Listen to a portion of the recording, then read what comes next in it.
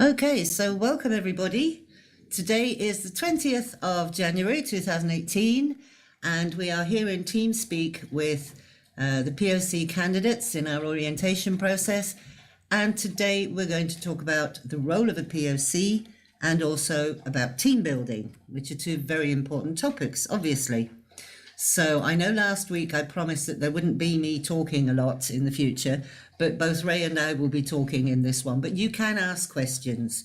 Remember that you've got a chat at the bottom, and we will stop from time to time to take a breath and a drink or something, and then you can ask questions if you need to. Okay, so I'd also like to insist, if I can use that very harsh word, that if we talk about something that's a little confusing or that you didn't quite understand, please don't hesitate to stop us and say, "I'm sorry, could you repeat that?" Or if you have a question about something that we're talking about, interrupt us. Stop. There's no problem there. I want to make it very, very clear that the only dumb questions are the ones that you keep to yourself. Please let them out, because chances are pretty good if you have a question or you didn't quite understand something, somebody else also has that question or didn't understand that thing. And if you're the one who stops us and asks the question, you become the hero. We work very differently from the typical today's culture.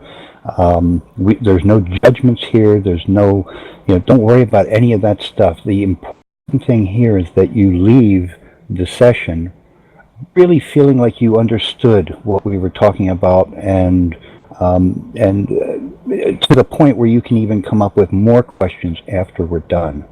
And you can hit us up with those questions in Skype, no problem. Not only no problem, but highly encouraged. So I really want to encourage you, speak up anytime you have any kind of question, concern, query, inquisitor, whatever. Okay? Okay, I got one question. Should we write the questions in the POC candidate session chat or in Skype? I didn't get that, sorry. you can ask them with your voice. What? Yes. Both? No, you can ask with your voice. Just Okay, press your push to talk button and interrupt us. Okay. Understood. Thank you. And of course, after the session is over, if you come up with more questions, ask that in the Skype chat so that everybody, including people who are not in this group, everybody will be able to benefit from the question and answers. Thank you. Thank you. Okay, another way to, because if it should happen that 3 or 4 of us press the button at the same time, it's a bit chaotic. So you can flash your lights, just press it and release it, press it and release it, press it and release it, and that will call the attention that that you have a question or something. Okay?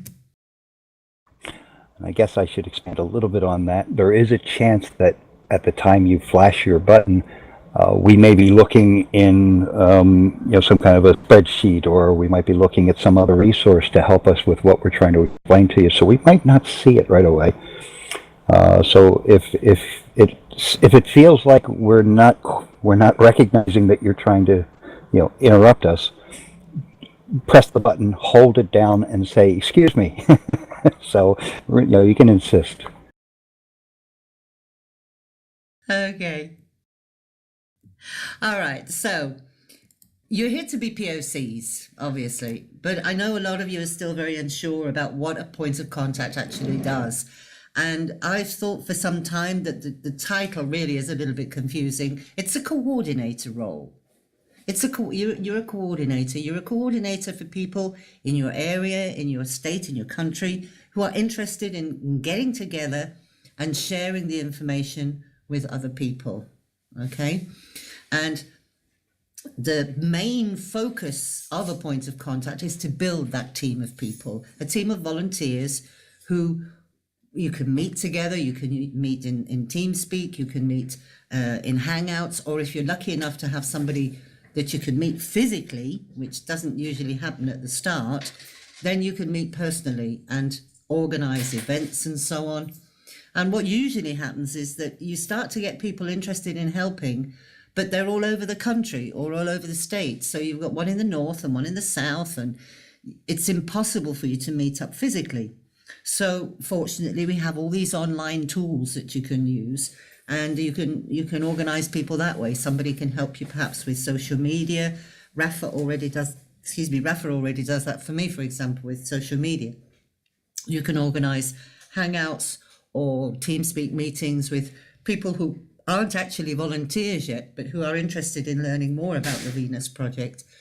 And keep as much contact as possible with these people so that they don't go cold and lose interest. Okay. Any questions so far? Nope. Not yet. Everything is clear. Good. So where can we find people interested in helping? Well, that's a good question, because you're thinking, okay, well, I'm sitting here on my computer, but how do I get people to know that I'm here and that I want them to join with me? Well, social media is a very good place to start.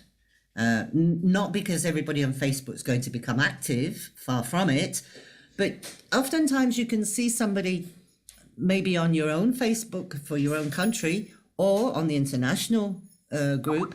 They're asking, what can I do to help? And so, hang on a second, sorry.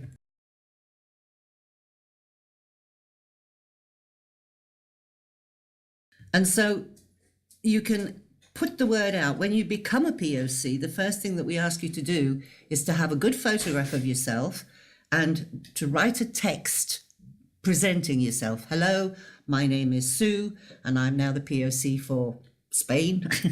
And I'm really interested in getting to know people who would like to help me build a team and get the word out there. We will then share this in Facebook. You can share it on your own Facebook, which we will create for you. And get the word out that you're out there through social media. Okay, so you can, and you will also maybe see, is there anybody in another country or another state from yourself? And you can then give them the information. Okay, yes, we do have a point of contact in Germany. This is the email, this is the Facebook. And so you can help other points of contact get people as well. Okay, so this is part of the collaborating already, you know. When you become a POC, you will be given a TVP support email. For example, the one that I have is spain@tvpsupport.com. And we have these on the website. They are on the website so people can find out if there is an active POC in their country or their state, and they can email you. So it is interesting to keep looking at that email, if not every day, every couple of days, and try and respond as soon as possible.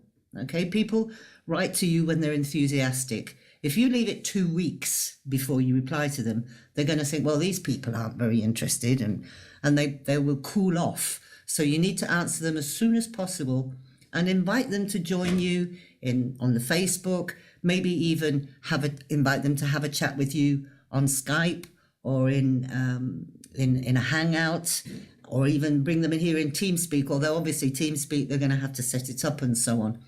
So get to know them, reach out to them, and when they come to you, be welcoming, all right? Keep them, bring them close to you, make them feel welcome, all right? And you can help them with questions that they've got and doubts they have about TVP and what a resource-based economy is, and start building a relationship with them. Not a relationship, you know, like a love affair, but a friendship, a colleagueship, if you will.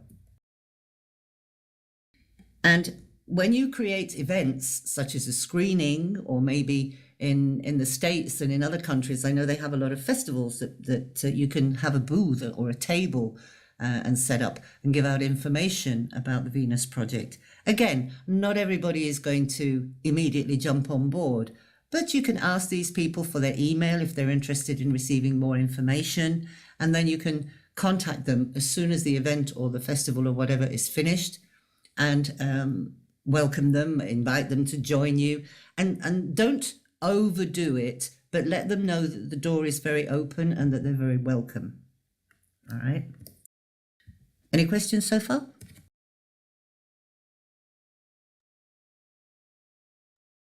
Nope. It's okay. I have one. I have one too. Okay, Pat, go first. I think your name was first. Should we recommend being a POC right away, or should we like try to teach them first and then recommend that after? That's a good question. We generally prefer people to come to us and ask about being a point of contact. We found that if we suggest to somebody, would you like to be a point of contact? They don't usually stick around so much, or they're not really as enthusiastic as if they've actually taken the trouble to look, how can I be a point of contact? How can I really do something in my area? Okay, so we don't normally recommend. We did once put out an advert on Facebook looking for points of contact, and we got everybody and their grandmother, and most of them were just not POC material. So yes, as Ray says, let it be like their idea. By the way, for those that didn't notice, Ray posted in the chat, become a volunteer. This is something that you can also share with them, because there might be one of the other teams that they could help with as well, whether it's a graphics or web design or web development, or social media, or maybe the transcriptions or linguistic team translating. We always need people for the linguistic team, even English speakers. So we don't normally recommend that they become a point of contact. You eventually, over time, may find that there is somebody who sticks around, who is reliable, who is there, who does what they say they're going to do. And so you will find that you have an affinity with them. And that person, you might think, okay, I could work with this person as a co-POC, and then you can speak to them about it, maybe. But I wouldn't just offer it to anybody, okay? Make sure that you're going to be able to work with that person first. Did that answer your question? Yeah, that was perfect. Thanks. Great, okay. AJ, what were you going to ask? I was just gonna say, like, as far as events go, we can be totally individual, creative, independent, right? Like have our own venue and everything like that, and do it how we want to do it. I'm not sure what you mean. What sort of thing had you in mind? Like if I was going to do a screening, I could do it wherever I wanted to do it, my own venue, like however I wanted to set it up, or are there certain guidelines we're supposed to be following when doing these events? Yes, you have liberty to do what you can in your area, because not everybody's situation is the same, you know, and not just because of what you have locally, whether you have venues that are willing to let you do an event for free, for example, because most of us look for places for free because we can't afford to pay for a venue. So, you know, depending on what your area is, and also the people that are around you. For example, if somebody's in the Bible Belt in America and everybody's very Christian around them, it might be a little bit harder to get them to come to certain kind of events than others. But generally, we've found over the years that a screening of The Choice Is Ours is the one that we recommend, or participating in some kind of a festival where you can have a table and give information out and so on. We've found those to be the most effective ways. All right. There are other people who do other things. Not long ago, there was a little video circulating of a guy here in Spain who was just opening his mouth on the subway and talking to people on the subways. And that's perhaps not the kind of image that we want to give. I mean, it's very enthusiastic and very go get it, but it's you know, you have to think that we're not representatives, but you are going to be looked at as a part of the face of TVP. So remember that your image will also reflect on TVP, okay? And you're going to be doing a workshop through the orientation process, which will give you guidelines for how to set up an event. And so even if it's only inviting some friends round to your house for a couple of beers and some popcorn whilst you watch a documentary, and if you manage to get a venue where you can get more people in, then we can also organize for you to have a question and answer session afterwards where other people with more experience can come online through a hangout and help you with the question and answer session. Because question and answer sessions, the first ones can be very scary because there's always somebody that's going to ask you something that you think, oh, how the hell do I answer that? So if you've got the backup there of people that have got more experience answering questions, it's very relaxing for you. It helps remove the stress, as it were. And it also gives a very good technical image. Hey, these people are talking about using technology and they use it in this way, which is good, So we've got lots of ways we can do it. In any case, you can always throw ideas around and say, hey, what do you think about doing this? If I do this, what do you think? And then other people with experience can give you tips as well. It might be a totally new idea that nobody's thought of, and we can all say, hey, that's fantastic, I'm going to try that. So share your ideas and use the ideas as trampolines, okay, so that we can bounce off them and share different things and work out what works for us and what works for others. Did that help? Sort of. So I just want to kind of give you an example of what I was talking about, and I'll see what you say. So like, say for example, if I had an idea of having an event initially for children to come and play at, but their parents would be who I would obviously be presenting or screening, this project to. That kind of liberty, like there's no guidelines against something like that. No, there's no guidelines against that. But it depends on what age the children are, whether they're going to be able to understand the documentary or not. The people in Serbia, I would be going for their parents, because their parents would have to bring them. So like, it's just a way to get people there almost in a way, I'd set it up for children, but then their parents would come. It's that kind of thing. It's like, just like, I was just throwing that out as an example of independence, like liberty to be creative with it. Yeah. If I may, one of our teams, the TVP Support Serbia, did an outside event where they had a booth, and it was along with a whole bunch of other groups that have nothing to do with TVP RBE. When they set up their booth, they also brought with them lots and lots of pictures, sketches that Jacques had made. They printed them out into regular print paper so that the kids could colorize them. So they had a table and a big giant collection of crayons. So they gave the pictures to the kids, and here are the crayons, have fun. They also created an RBE game. I still don't know the rules or anything like that, but it was like a lot of fun. And the kids that were at that outdoor event, seemed to really enjoy both of those things. So that's right in line, I think, with the kind of thing that you're talking about. You're not talking about an outdoor event, but they very much took into consideration that there are likely to be kids here. Let's be prepared for them. Yeah, I'll see if I can find the photographs of that, because the game, the kids love the colouring in, obviously, and there's a lot of photographs of that. And there's also photographs of them playing the game. It was a kind of a board game that, as they went around, they built a city. And of course, this was as Ray said, it was in an open air event, and the parents got interested watching the children play the game. So the volunteers from Serbia were able to talk about the Venus Project as the parents were watching the children play the game. So it was very good that way. And the game... That's perfect. That's perfect. Yeah. That's what I was... Yep. Yeah, and the game highlighted, TVP RBE concepts. So not only were the parents able to listen to what was being said and see that in the game, but the kids were also getting some exposure to those concepts. For example, I do know one of the rules is that there's no winner. Everybody wins.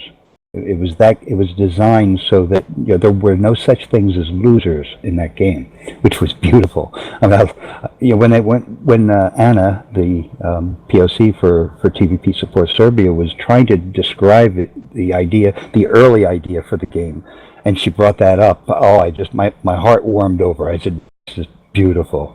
I love the way that they thought it through so thoroughly. There are a few, usually women actually, around who are interested in the children. So perhaps as time goes on, you meet a couple of these, and who knows, in the future you might be able to start a children's team or something. An international everything's possible. We're still starting out. This is something that I think I said last week, but I'd like to underline it now. We are at the beginning of this. You are pioneers. We have been going for about 5 years now with this system of orientation process and what have you, but we're still improving. We're still making changes so that the things go smoother and so on. So, be patient and help us. If you have an idea that you think can improve something, do let us know, because we're all learning as well as we go along. Okay, so the people that we have closest to us, friends and family, they can often be the most difficult people to reach. This has been my experience anyway. However, some people are lucky enough to have some friends who are already interested, who already heard about the Venus Project. And so you might have 2 or 3 people, or even just one person who's interested enough to say, okay, well, I'll do an event with you, or I'll organize hangouts online so that we can talk about TVP material and what have you.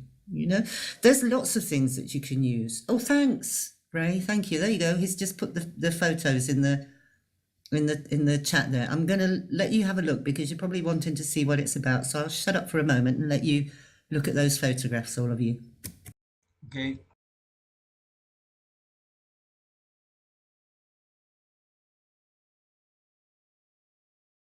I'm even seeing some pictures in the second one where there's adults coloring, and that's funny.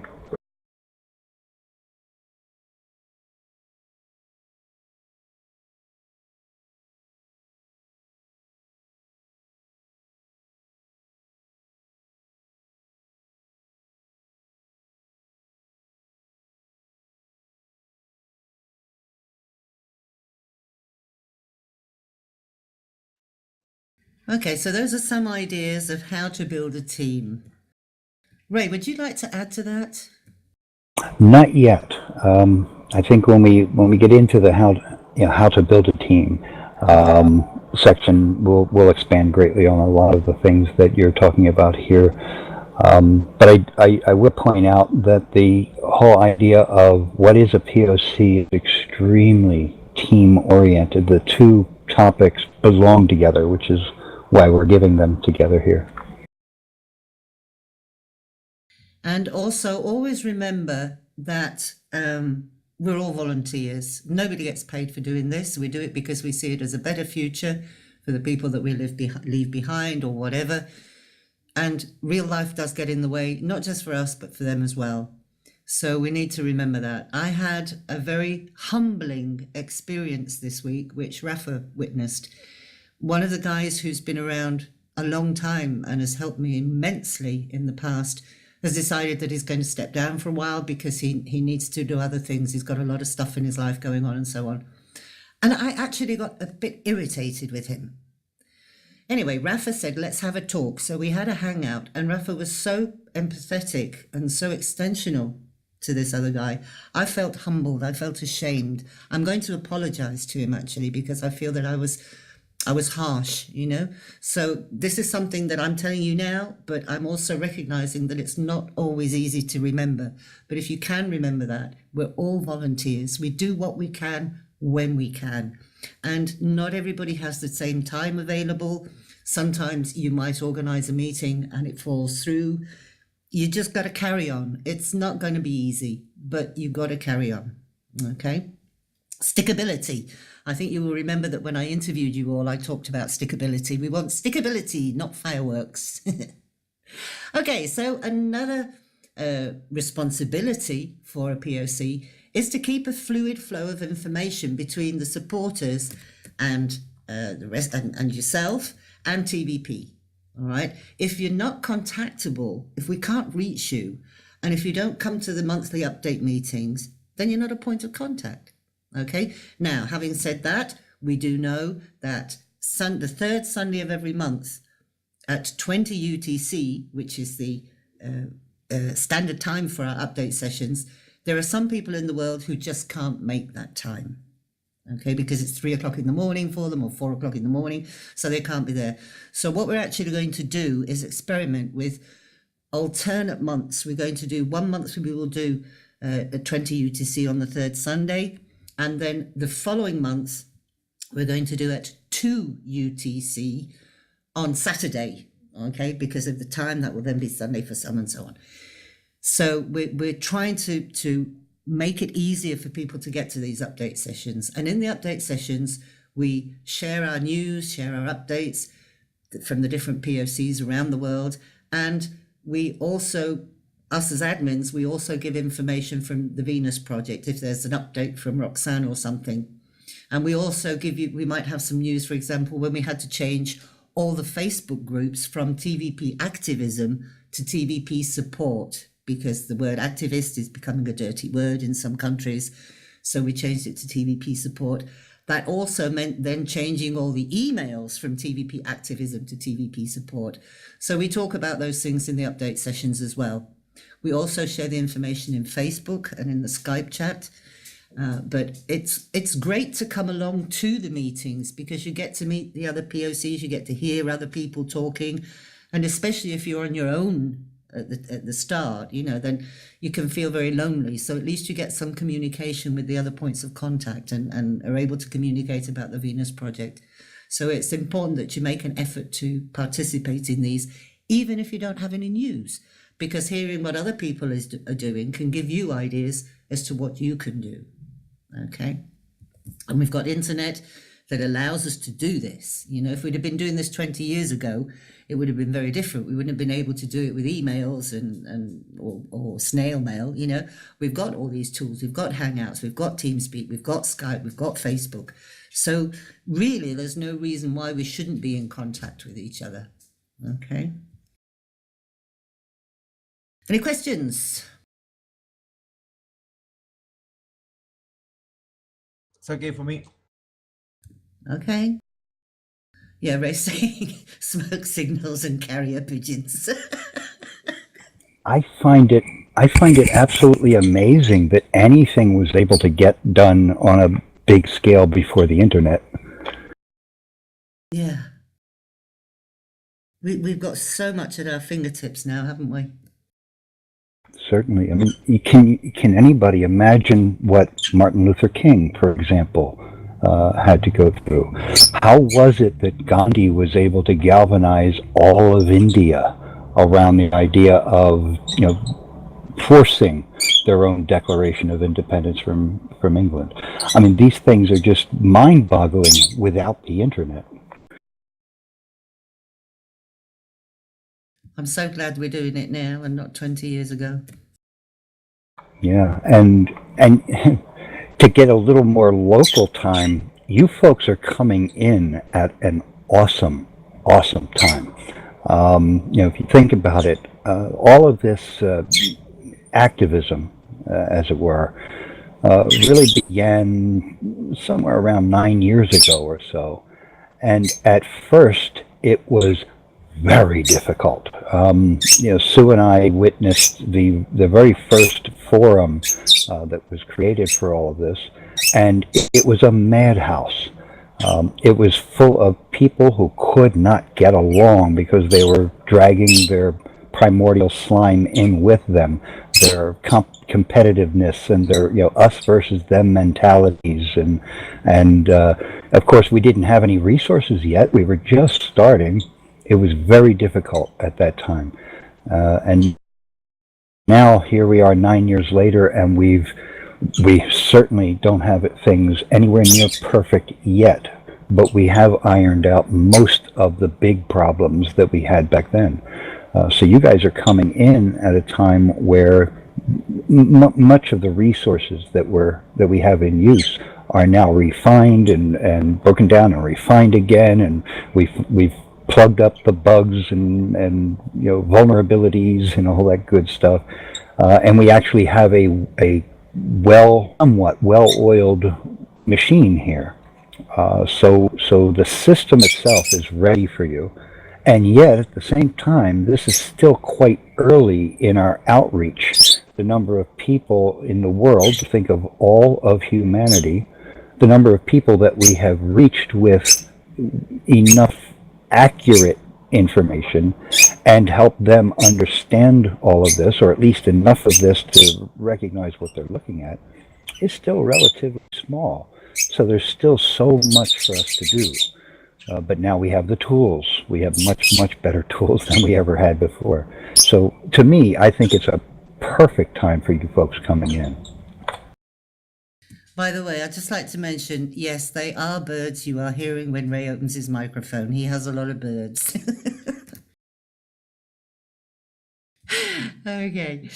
Okay, I've lost my thread. Where am I? Oh, yes. Something else that we do. Encourage people to participate, even if it's only in interesting discussions on Facebook, okay? And help them to keep learning about the Venus Project by posting relevant material on your Facebook, okay? We have some guidelines that you will be given, the things that we talk about, the things that we don't talk about, because they're just not relevant to the Venus Project. And encourage people to participate in these discussions so that they can carry on learning. But we are not teachers. This is very important to understand. We're not teachers. We can help people to learn by giving them relevant information, but we don't consider ourselves teachers.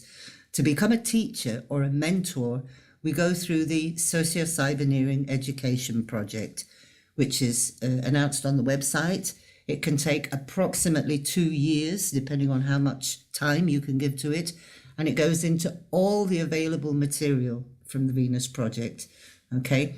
Once you've been through that, and myself and Sasha are doing it, and it's thrilling. It's very challenging. Once you've been through that, then you can consider yourself a mentor. But until then, we're not teachers. That's very important that we do understand that. So we don't organize study groups. We organize discussion groups once we become a POC, okay? And let me see, hang on, I've lost my place on my bullet points. I spoke about the emails, answering them as soon as possible. Don't gush when somebody sends you an email and asks what they can do. Give them enough to invite them in and maybe chat with you online or whatever. But don't overdo it. Ray will remember when we started the linguistic team, I used to write emails to people to tell them how they could join the Spanish language team. And I would write a book and I'd never hear from them again, But if I'd have given them just a little bit of information, I probably wouldn't have scared them off.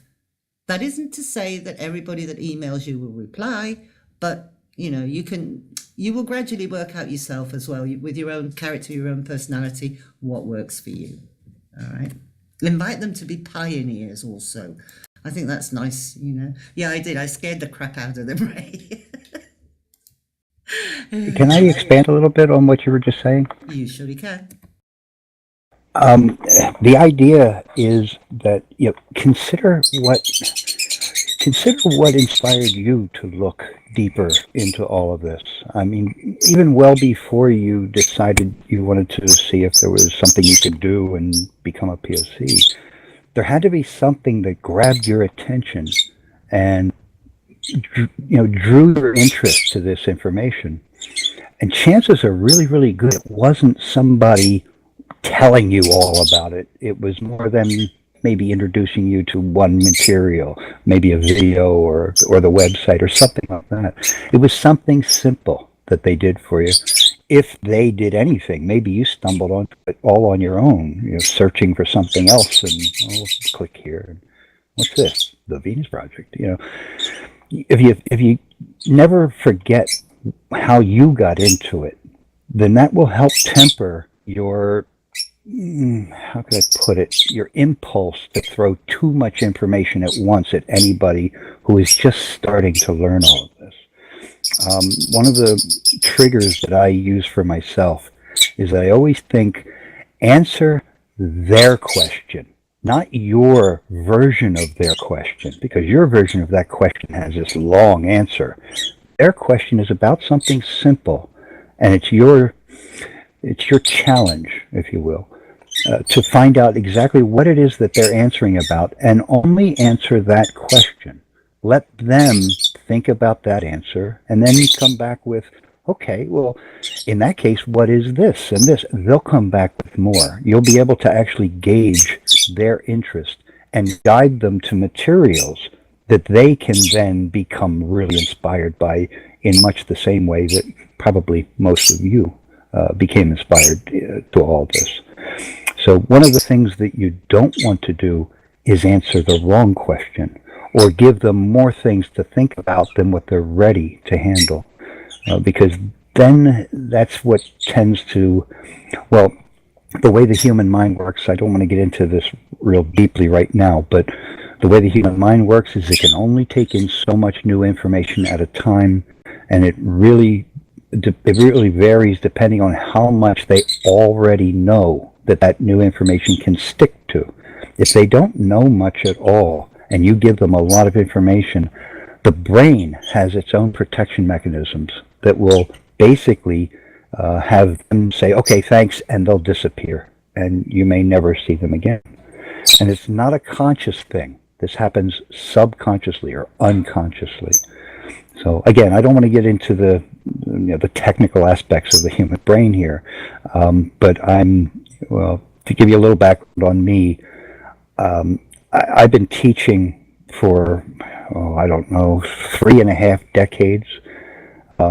And this is coming not only from my own research into how the brain works, but also my own direct experience. And in some of that teaching was music. I taught guitar, bass, and stringed instruments, etc. And I learned that very, very early on. If I try to give too much information, it turns their brain, their receptive brain off. And they wind up just sticking with what they think they know. And they won't take in new information because they're already overloaded. So you want to be very careful with that. And not just here. I'll also mention not just here with this information, but anything. You know, if you're a musician and somebody says, well, how do you play this song? And you explain it with way too much information for them, the same exact thing will happen. If you try to explain brain surgery or anything that is technical or complex, you still want to keep this in your mind while you're doing it. Only answer what they're actually trying to learn or what they're ready to learn now, and let them hold the steering wheel during that conversation. So I'm sorry, I interrupted somebody. Somebody had a question? Is it like a cognitive dissonance? It's related to cognitive dissonance. Okay, I'll try to explain a little bit deeper. A good visualization that you can use if you understand computers and how RAM, memory, works in a computer. There's only so much RAM, so it can only hold so much information. It's a little different than a computer, though, because your subconscious is constantly looking inside that buffer to see what can it take out and file away more permanently. And as it pulls more and more information out and files it away, gets it organized, well, then the buffer drops, so there's more room in the buffer. But the moment that buffer fills up all the way, that person is done. They cannot take on any more information. So I hope that visualization helps a little bit. It's much deeper than that, of course, but the visualization, I think, helps most people to kind of understand the process. They can only take in so much new information before the brain says, I am full, I have to get away from this dinner table, you know? Okay. Carrying on. By the way, I should have mentioned when we do the update sessions for the points of contact, the candidates are welcome to join these update sessions and listen in, and then, or you can listen to the recording afterwards. And then you start to get to know the people who are already POCs. You start to hear the things that are happening and so on. Some weeks we have more people, some weeks we have less. Some people have more information to share, others have less. And occasionally we get a visit from Roxanne as well. So it's nice to join in. Our next meeting is tomorrow, and they are at 20 UTC. Okay, so that would be starting in 7 minutes time. If today was tomorrow, we would be starting that update session in 7 minutes time. So if any of you would like to join us, it's in the channel just above this one, the POC update sessions, and just let us know in Skype that you want to join in, and we can bring you into the channel, because it's got a password on it so that people don't come in and then go out and tell everybody things that aren't really meant to be public. Okay. Another thing that's interesting for people to do as a point of contact is to be in contact with maybe the global team coordinators, especially the linguistic team. All right. Ray is the global coordinator, or the orchestra conductor, as he likes to call himself, for the linguistic team. And we always need people to help us. So if you are not in an English speaking country, then you're going to need material that's translated to be able to get you the information out there. So if you don't have anybody translating, or if you have somebody that's translating and would like to translate, just let us know and we'll get them up and running so that they can start getting material out for you. Then you've got things to put on Facebook and to share with people, okay? Especially the documentaries. The book is an important one. Obviously, The Best That Money Can't Buy is very important, but it's a huge task. So I would recommend starting with shorter videos first of all, and then working up to the documentaries. And then when you've got a good, strong team, work on the book. Okay. So if you know who the global coordinators are, if you at least know their email, we will try and explain to you what the teams do in another hangout. At least you can then explain to people who are interested, you know, what else can I do except sit on Facebook? Okay, well, are you good at graphics? Would you like to join the graphic design team? Would you like to help with social media? And then as time goes on, more teams are going to be forming, whether on a professional level, even though they're volunteers, you know, they might be professional architects or engineers or something, or whether it's on an amateur level, but they want to help. You know, you can help them find somewhere they can help. You can help them to help us. Any questions?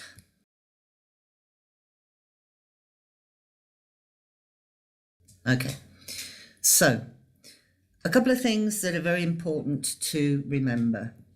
I did say already that we're not teachers, we're organisers, okay? We're the shit doers, we get shit done. And we're the contact people for new people between TVP and the volunteers, all right? We do need to have a fairly good level of understanding about the Venus Project to be able to answer the basic usual questions that we get, okay? Because you will see over time, people always tend to come out with the same questions. We have the frequently asked questions page on the website. And so this is why we need you, when you do your homework, we want you to answer every week a frequently asked question, beg your pardon, a post on Facebook where somebody is asking something, and then you can reply to them, and you can also use a frequently asked question in that reply so that we know that you're getting used to using the frequently asked questions. Okay, this is during the orientation process. Did that make sense? Can you Can I repeat it? Yes, okay. We do need to have a fairly good level of understanding about TVP to be able to answer the basic questions, because everybody ends up asking the same ones. And of course, we need to know where to look for the answers if we don't know them. So we need to be familiar with the frequently asked questions. And this is why, as part of your homework during the orientation process, we ask you to answer every week You need to answer a post on Facebook where somebody is asking a question about the Venus Project. And you can reply to it, and in your reply, use the link to one of the frequently asked questions that treats that question, that comments on that question. And then you'll become familiar with it, with the frequently asked questions, and you'll get used to using it. Was that a better explanation? Thank Super cool. Okay. And then, if there's, for example, Andrei, who speaks, I think you speak Russian as well, don't you, Andrei? Yes, Russian, Yeah. Russian and Romanian. Russian and Romanian. It's nice for you to be able to be in contact with other Russian speakers or other Romanian speakers. And Arturas, I don't know how many Lithuanian speakers are out there, but you also speak Russian.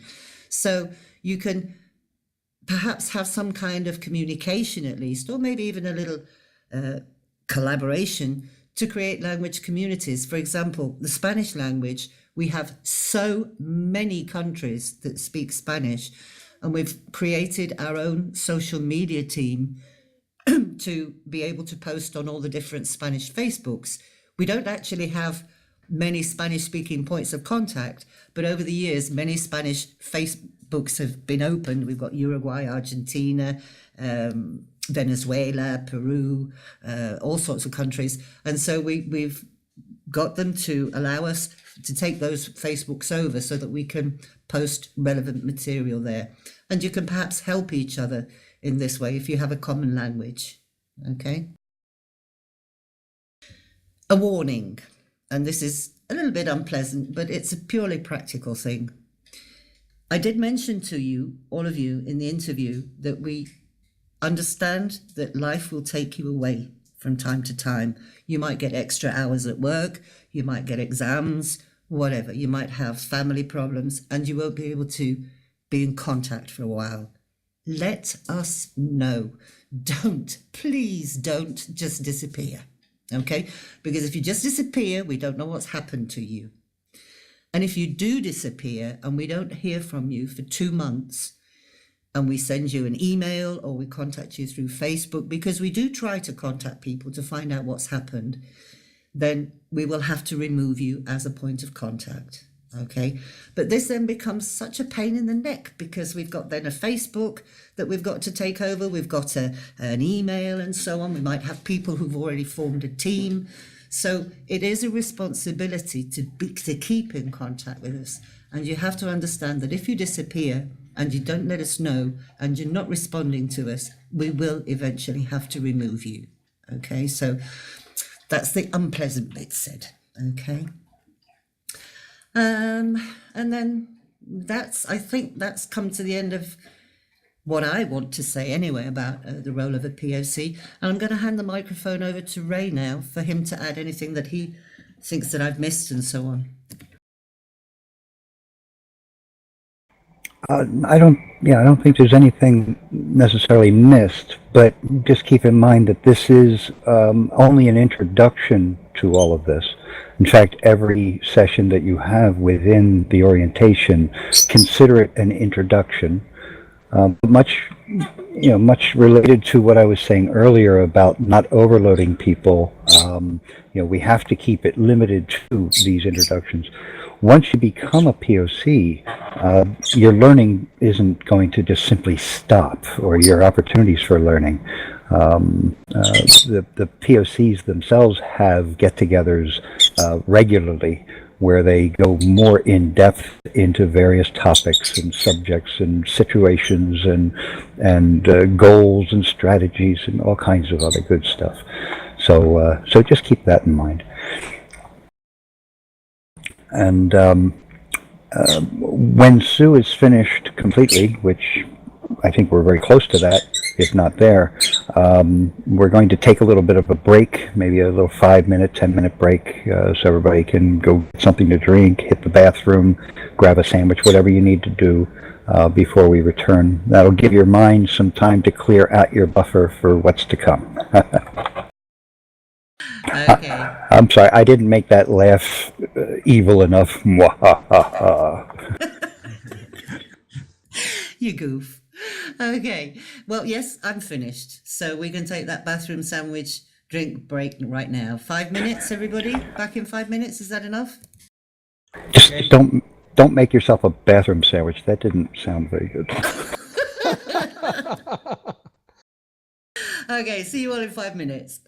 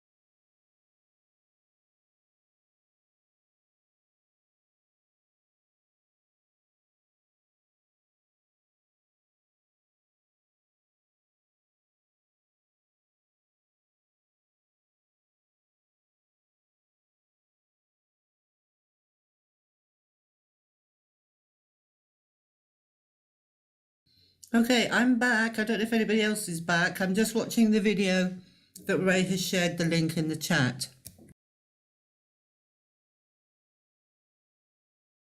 I'm here. Here. I'm here.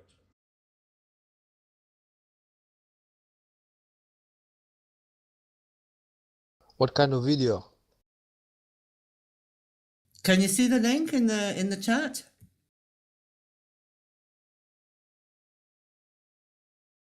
Okay, Not sure. Okay, look in the chat. You will see if you have to scroll it back a little bit, you will find that Ray's put a YouTube video in.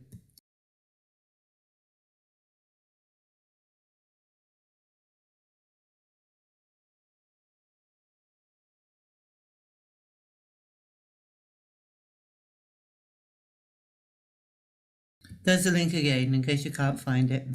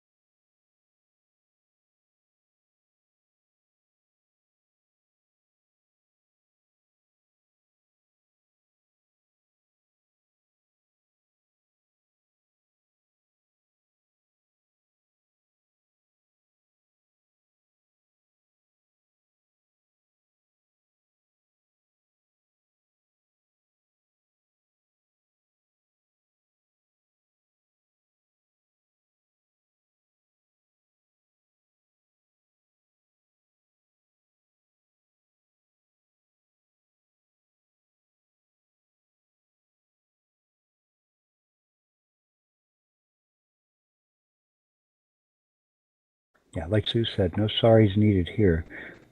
Does that mean that you finished it, AJ? Yes, I am done. I'm so sorry. Okay, no problem, no problem. Arturus, are you back yet? Yeah, I'm here. Oh, okay. I was waiting for you to tell us in the text chat that you were done. Text chat. At the bottom of TeamSpeak, you should see two tabs down there. One says the Venus Project Official TeamSpeak 3 server. The other one is the same name as the room that we're in, POC Candidate Session. If you click on that POC Candidate Session, you'll see the text chat that goes along with our voice chat. And in there, we've been typing stuff away, and I dropped a link in there for everybody to watch when you get back from your break. I'm watching now a short video, good teamwork and bad teamwork. Right.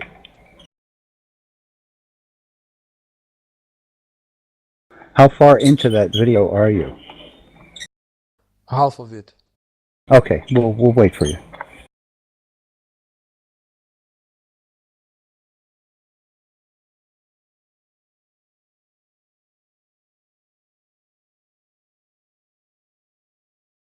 I've seen it before.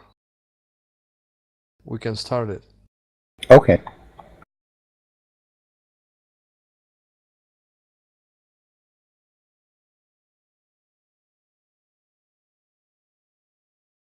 Okay, so I think one of the purposes of that video, one of the things that it really serves is, hopefully, it shows that we like to have fun around here.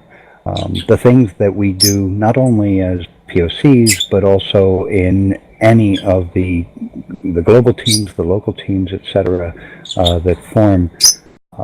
Well, some of it is some pretty hard work. I don't want to sugarcoat it. So while we're, conducting all of this hard work, we like to have as much fun as we can on top of it, and treat all of this, including our connections with each other, as a big family. That's something that I don't think I can stress enough. I don't think anyone, even combined, can stress enough that this is a big family. And so we try to treat everything along those lines. And that's the kind of environment that we like to encourage. And that's a big, big part of forming a team as well. And that kind of leads into what we're doing here.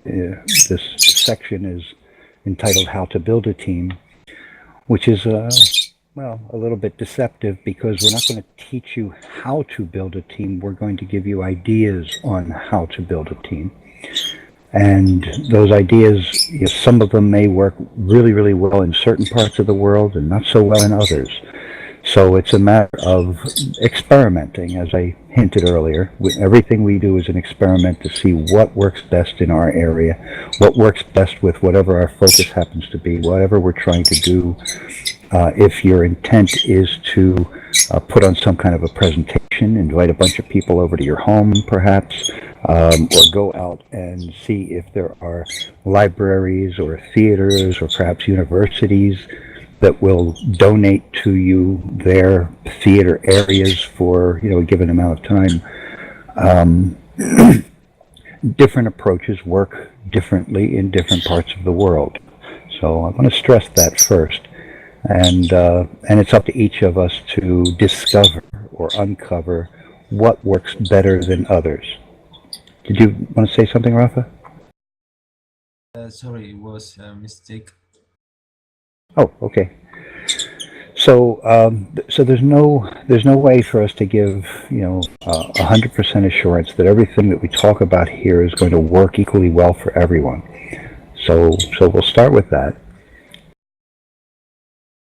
But the objective is the same for everyone, and that is to gradually build up a strong team with many people doing many different things. You'll find some people are really, really good at, perhaps, as an example, managing a Facebook page or a Facebook group.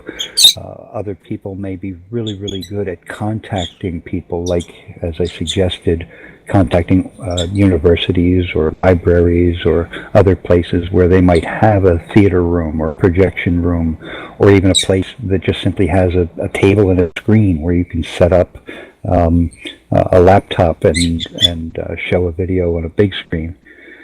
Same thing with having something in your home. You might have people who are very good at getting other people interested in coming to such a thing, where maybe you find that you're not as good as they are. Great, let them do it, or everybody do it. Again, it's all experimenting to find what works best for you and your growing team. So I'm going to go through some concepts, some ideas, some things that have worked in the past for many, some things that have worked in the past for less than many, etc. This is not something that you need to necessarily take a lot of notes on, but if something stands out to you, by all means, grab a pen and paper and jot some notes down for yourself. And I will apologize in advance if the birds get a little bit distracting to you. Just try to block them out. The more time you spend with me in voice sessions or video sessions, the easier it becomes to kind of ignore them. The more I talk, the more they get excited and they try to translate whatever I'm saying. Okay, so one of the first things that you should consider doing is looking around all of the resources that are available, not only for your local areas, but also the global areas for anybody who has expressed interest, who is of your local area. So you're looking for any already existing TVP supporters that live in your country, or if you're in the U.S., we have that divided up into states. So if they're in your state, then you can invite them over to the Facebook page and or group that we will set up for you when you become POCs. So you'll automatically have a bunch of resources. Sue already talked more in depth about the email. So you'll have a way for people to contact you. So you'll want to give out that email liberally. As a side note, I want to caution you that there are lots and lots of what's called bots, which is short for robots, which really aren't robots, but they're scripts, if you will, that scour the internet looking for emails to send spam to. So you want to be careful with how you put your email out there. In the text chat, if everybody has access to that, I'm going to give you an example of a way to give out your email so that bots do not pick up on it. So this will help limit the amount of spam you end up with in your email.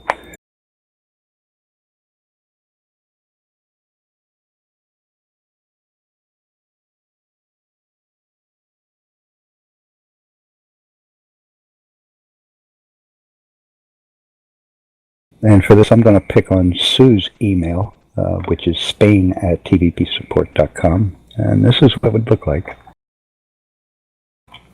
And any human looking at that would recognize, oh, okay, that's an email address, but it looks weird, but okay.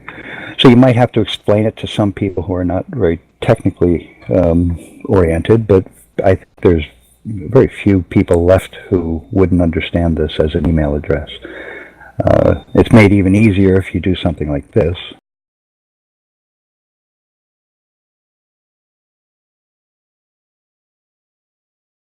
So now it's really hard to tell that it's not an email. But bots will not understand that, and it will help to limit the amount of spam that winds up being sent your way. Okay, so that tangent over.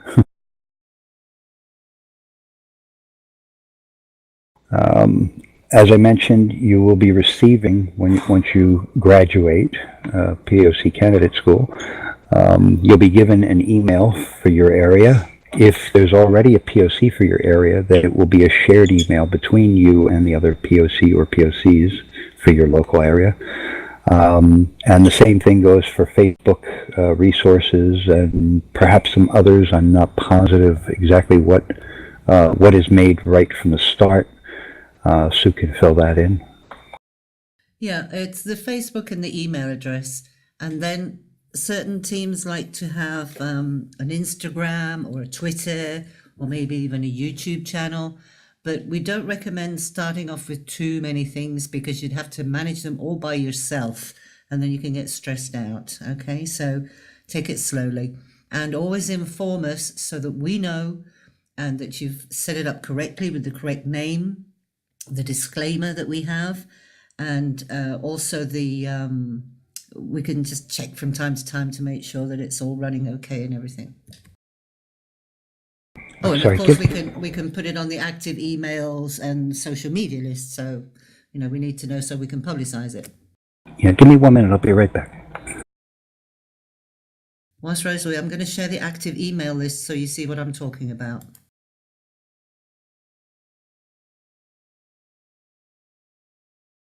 Hang on a minute, I will get there. Hang on.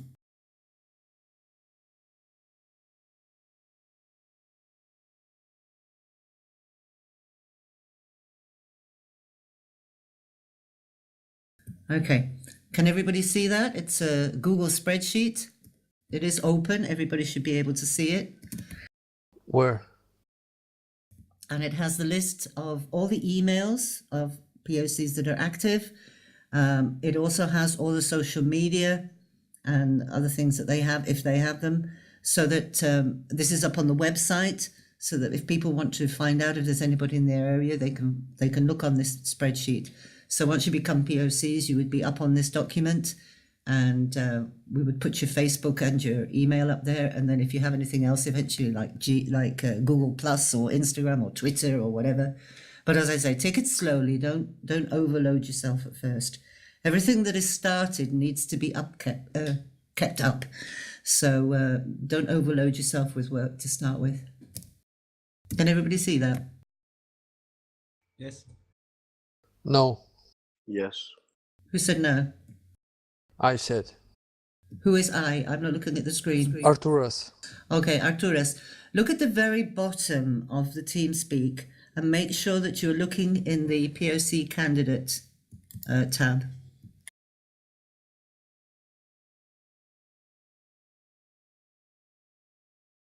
If you're in the correct tab, there's two tabs. One is the Venus Project Official TeamSpeak 3 server, and the other one is POC candidate session. Click that tab. When you click that tab, just above it, you should be able to see the chat that we've been having up until now. When people have written anything in the chat, you should be able to see it there. Can you see it there? I don't really understand which one. Okay, at the very bottom of the TeamSpeak screen, can you see two tabs? One that says the Venus Project Official TeamSpeak server and one that says POC candidate session. Can you see that?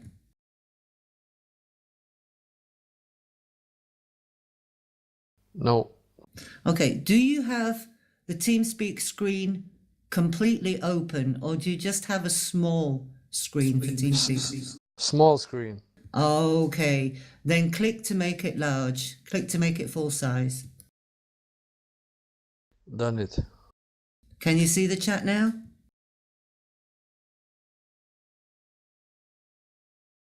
It's at the very bottom of the screen.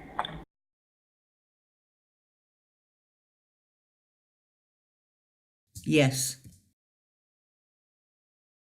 Yeah, That's it. okay. Okay, so now you can see the link for the Google document. Yes, I see. Perfect. Okay. All right, Ray, back to you. Okay. So sorry about the interruption. Okay, so I think Sue has already mentioned the Faces for TVP campaign. Did you make that clear? Yeah, to have a photograph and a nice text presenting yourself so that people know that you're there and that you're looking for people to join them, and we can put it on the international Facebook groups and so on. Right. The idea that, well, I'll get to that in a minute. So I already started with looking around, seeing if there's any already existing TVP supporters in your area. The simplest way to begin such a search is actually to just do a web search. Look, search on, say Google or Bing. Look in Facebook. Facebook also has a search box, and other social media. You can just simply look for TVP space and then your country, or if you're in the U.S., then your state. You'll get all kinds of hits, no matter what it is that you're actually searching for, and then just start going through them and see if they're pointing to people who are, saying that they're in support of TVP. And hopefully there'll be some contact information. Of course, if it's in Facebook, you'll see their profile, and you'll be able to connect with these people and see if they're interested. Let them know who you are. Hi, my name is. I'm the POC. If you prefer, you can even say I'm the new POC for our country, and I'm looking to bring everybody together into a formidable, powerhouse team, however you want to phrase it. And you want to be careful, though, about sharing personal information. That's what the TVP support email is for. So you want to give out that email rather than your own private email. There's a couple of reasons for that. One of the biggest is you want to have everything all in one place and separate from your personal life. Because otherwise things can get pretty cluttered.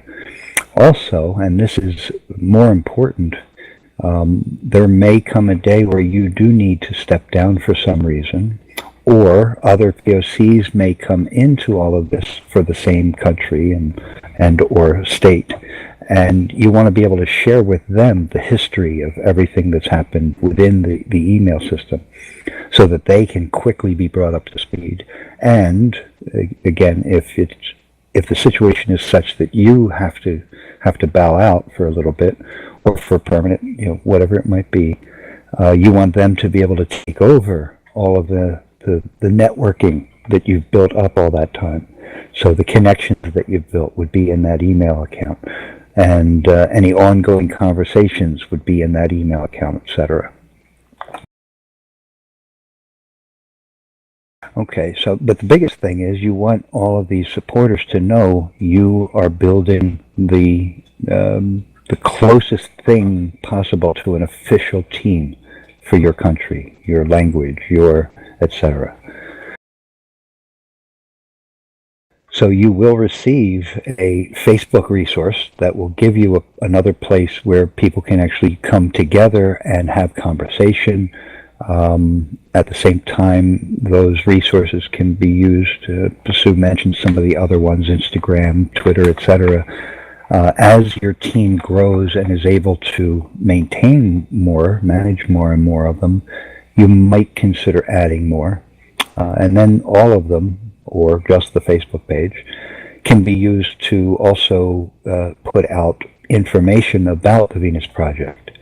So you may decide to, say, translate some of the viral memes that come across the TVP Global page. Some of the other information, perhaps parts of different, TVP has a monthly newsletter, and if you sign up for that, when you receive the newsletter, you may want to translate it into your language and then put that out in your Facebook so that all of the other folks can, learn what's going on directly from the source. The more you do those kinds of things, giving them more and more information. I'll give you another example. With LTI, we translate as much of the materials as we possibly can, but each team is limited by the number of people who are translating, who are volunteering to translate. As they complete new items, you want to stay on top of that, and then you can grab a copy of the URL that's been translated into your language and put that up into your resources. And this way, all the people who support TVP from your area of the world, now will gain access to all that hard work that the translation proofreading teams did. At the same time, you might encourage other people to want to come in and help translate even more. At the same time, then you might encourage them to come in and join your team to make that stronger, et cetera, et cetera. So hopefully you're getting the idea that we have lots and lots of resources here to help you to attract people into your teams, and also lots and lots of other things that people can do so your team can get connected to the global teams and you know, as I said, really grow into something quite strong. This does take time. Please don't go into any of this with expectations that, you know, in a month or 6 months you're going to have a big, powerful team. Rarely does it happen like that. Once in a blue moon, yes, but it's very rare, and it usually happens by some kind of a, well, let's call it a miracle. You know, you might bring one person into the team who is so excited and so good at talking with people that they wind up bringing in 10 people the next week. But then over time, you might find that only some of those 10 people wind up sticking around. Because again, it can be an overload. There's so much here to learn that it can quickly overwhelm new people. So you have to account for that, you know. Give you a cute little piece of history from Sue and I. Sue also serves as the global Spanish team coordinator for LTI. In fact, she did that for years before the POC system was even a thing. And one time, I remember asking her, so how many people do you have on your team? And she very excitedly told me, 52. I'll never forget the number because deck of cards, you know, that's a deck of cards, 52. I said, oh, wow, that's awesome. I said, so well, how many of them have been active in the last 2 months? And I wasn't trying to, you know, disappoint her or anything. I was just really curious, you know, how many have been active in the last 2 months? She said, oh, well, 25, 20, it was something like that. I don't remember that number. I said, oh, well, that's great. That's because I know, being the global orchestra conductor of all of the teams, that's pretty impressive to have, you know, 20-some people active just over the last 2 months. But that made me even more curious. I said, well, how many have been active in the last 2 weeks? 12?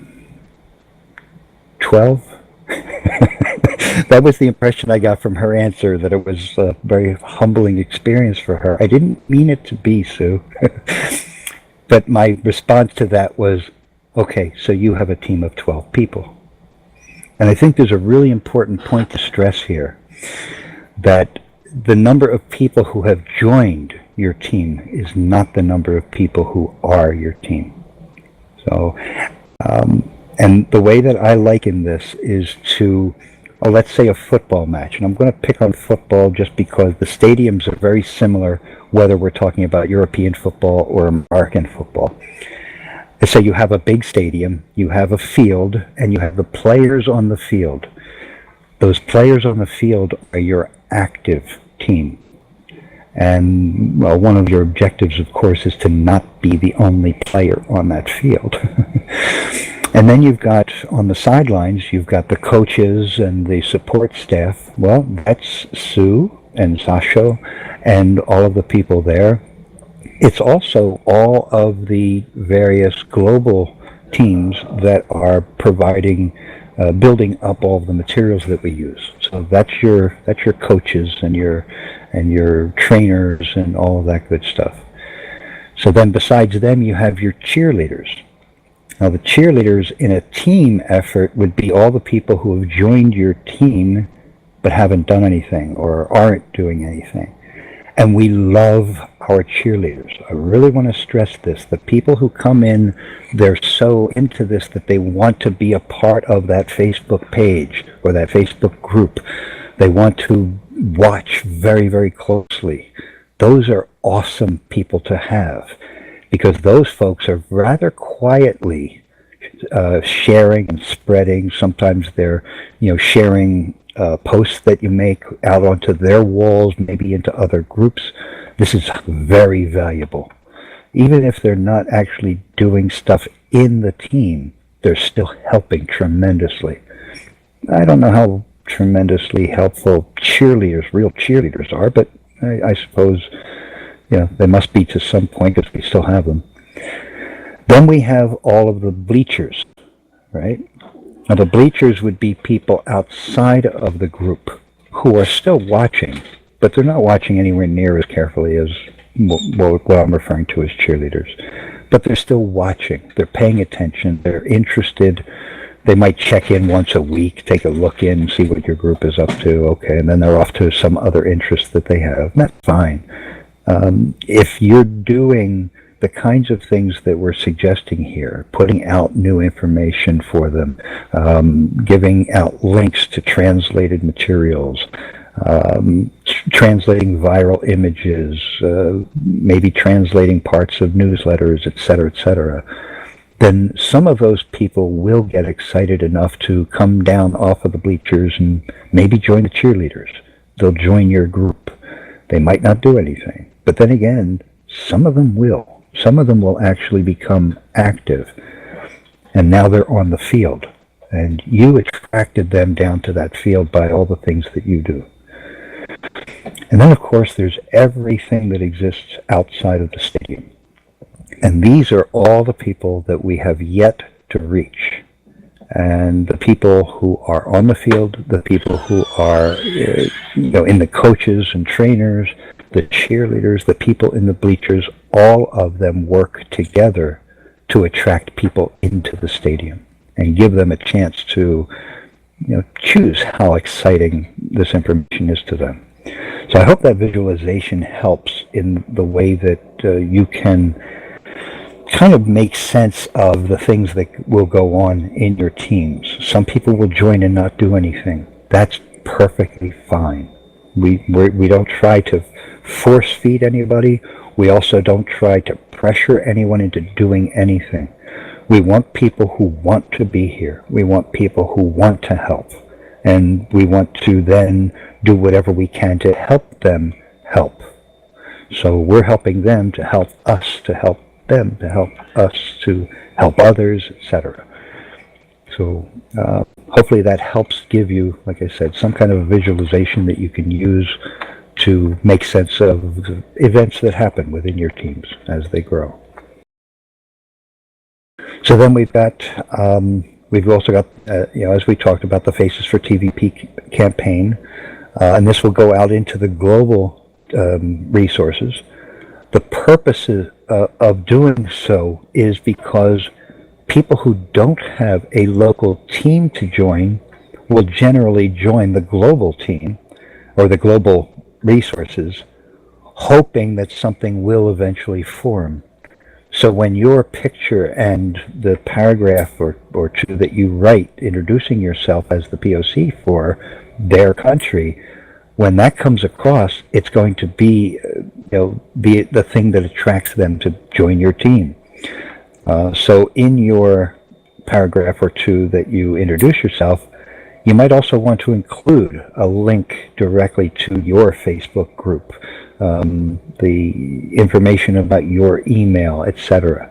So again, the more you put out this information in more and more places, the more opportunity you're giving people to come and become a part of either your team or the group that you'll call your team, even though some of them won't be necessarily active. At the same time, if you don't have a whole lot of experience with maintaining or managing a Facebook group or page, well, even right now, you can go into Facebook and create a group just to look at all of the controls. Go into the back end and see all of the things that it will allow you to do. How you're going to manage, lots of people trying to comment on different things and etc. and people looking to join. In fact, you can you can actually invite each other. Come join my group so I can see what that looks like when somebody tries to join. And then, go from there.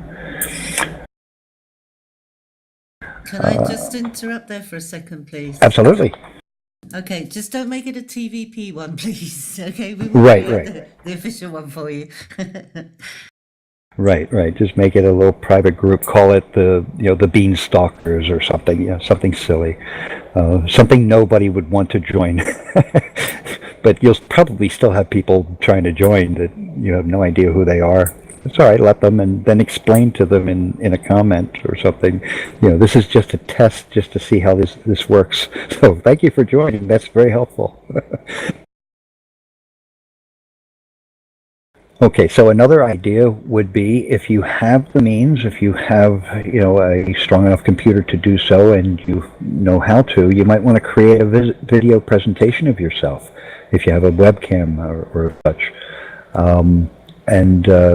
That could be one of the very first things that you publish to your TVP support group when you graduate.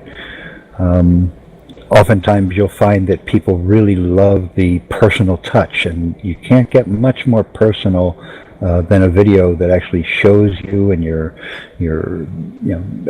body language, your vocal inflections, all that good stuff, and show how excited you are to be there, and etc., and what you're really looking to do in building your team. So that's another kind of strong suggestion. You can also check in on your relevant LTI team and see if the TVP flyers, posters, etc., those kinds of materials have been translated into your language. If they haven't, I'm a bit biased here, but I'm going to very strongly suggest that you dive in and get them translated.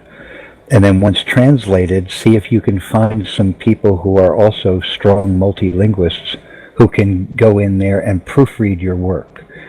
Proofreading your own work is not something that actually is very helpful, because if something really should have been a comma, but you think it should be a semicolon, when you proofread, you're not going to correct yourself because you still think it should be a semicolon. So it's very, very helpful to have multiple eyes look over a translation and then together refine it to the point where everybody's happy with it. And then we can release it, and you'll be able to use those things also in promoting not only TVP, but also your team.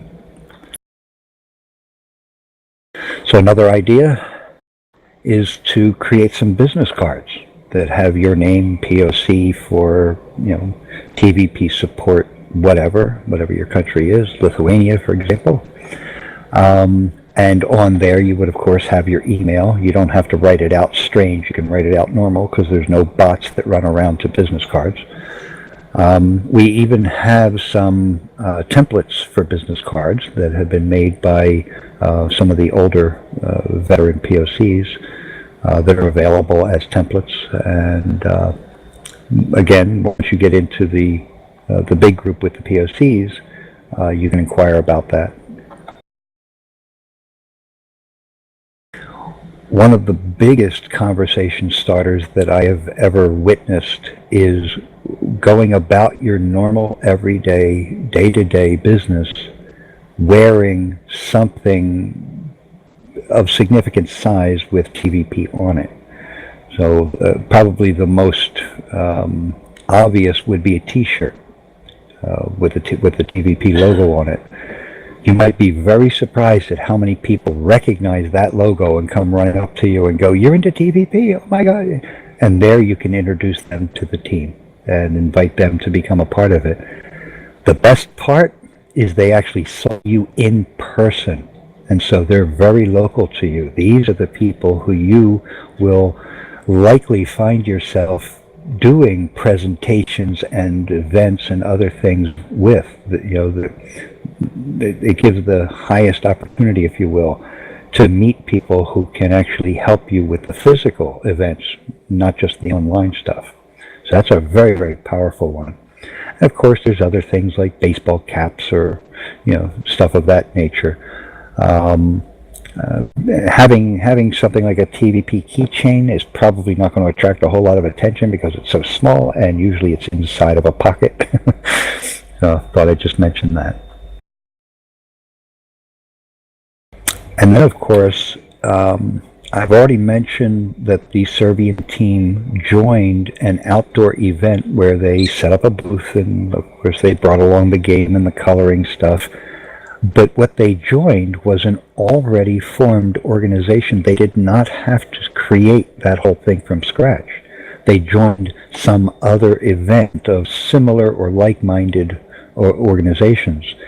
And that's a really, really powerful approach too when you're ready to go out and do something like an event, having a booth, an information booth, etc. So you might want to look into what kinds of organizations run events in your area. How often are they run? Where are they run? What might you have to do in order to participate when you become ready for that? If you prepare for that kind of stuff in advance, when your team gets to a point where you're ready to do it, you'll already be ready already, which is a wonderful place to be.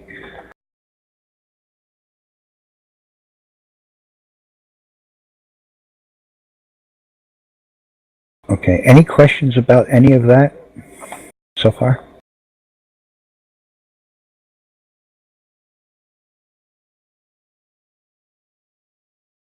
Either I put everyone to sleep or they're so stunned by this incredible information that they can't speak. Everything is clear. Okay. Just having some fun. No, it's so pleasing to hear all this information and to finally meet you. I'm just paying attention. I appreciate that, and I that's something I really wanted to start out all this with. I knowing what I know about teaching and about being the student, I recognize that it's usually the case that the new folks coming into something feel, even if it's not something they acknowledge to themselves, but they often feel like, okay, I better just shut up and listen because I don't know anything, and et cetera, et cetera. And that's not the case here. What we're doing here needs to tap into your entire life experience, everything that has brought you to this point. You guys are the most valuable commodity there is in TVP support. It's not me, it's not Sue, it's not Sasha, it's not Roxanne, it's not even Jacques, it's you folks. And I just want to express how absolutely thrilled I am that you folks are coming into all of this. I really want you to take that to heart. Your input is so important to all of this, because it, just like in proofreading, it gives fresh eyes to the system that we've been, refining and breaking down and refining over all these years. We need to hear if there's something that is not coming across very clearly, or if there are places where you think something can be improved. This is something we really, really need from you. So, really take that to heart. You guys, thank you. Thank you for being here. And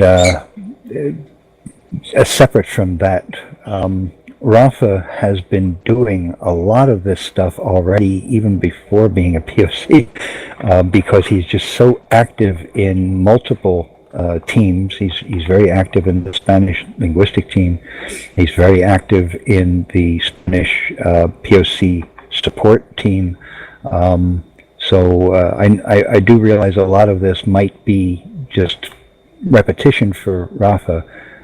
But I also know that it's going to also help to inspire him. There might be something that mentioned by Sue or myself here that just, for whatever reason, he's never heard before, never thought of, etc.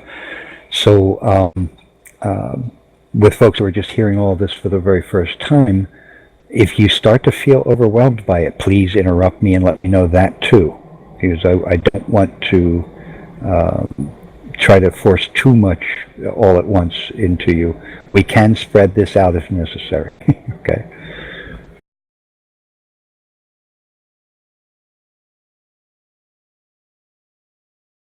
Okay, so moving on, those are some things that you can actually do. The rest of this continues along that theme, but is a bit different because the next idea here is that you definitely want to bring people together. You don't just want people joining your Facebook group and saying, okay, that's a team. You know, I've already mentioned some of the reasons why. But you actually want to bring them together in here, for example, in TeamSpeak. If you look below where we are right now, and that probably means scrolling down a bit, you'll see a section called TVP Support. And inside that is language channels. And there should be a language channel for every single one of you. And now I'm just checking. Okay, yes, there's even one for English. You can invite your team or anyone who's interested from your group to come into TeamSpeak, into the workshop, one of the workshop rooms, and have a voice chat. That alone will bring your team much closer together. When people can hear each other, it has a much greater effect on solidifying the sense of team and family than just text alone. And of course, you're gaining experience with Google Hangouts, which is video chats. As long as your group is rather small, I think the max is, 10? You can start up a Google Hangout and invite people into there, and now they'll not only get the vocal inflections, but they'll also be able to see each other.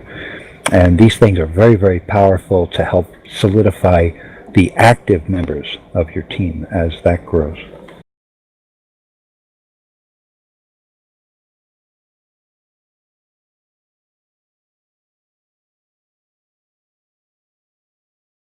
Okay, so Sue already mentioned some of this, that you want to get to know each member on a personal level. I'm sorry, there's Arturus has a question in the text chat. No, you don't want to make a Facebook group for this, for your being a POC. That will be done for you when you graduate. So you'll be given that kind of a resource.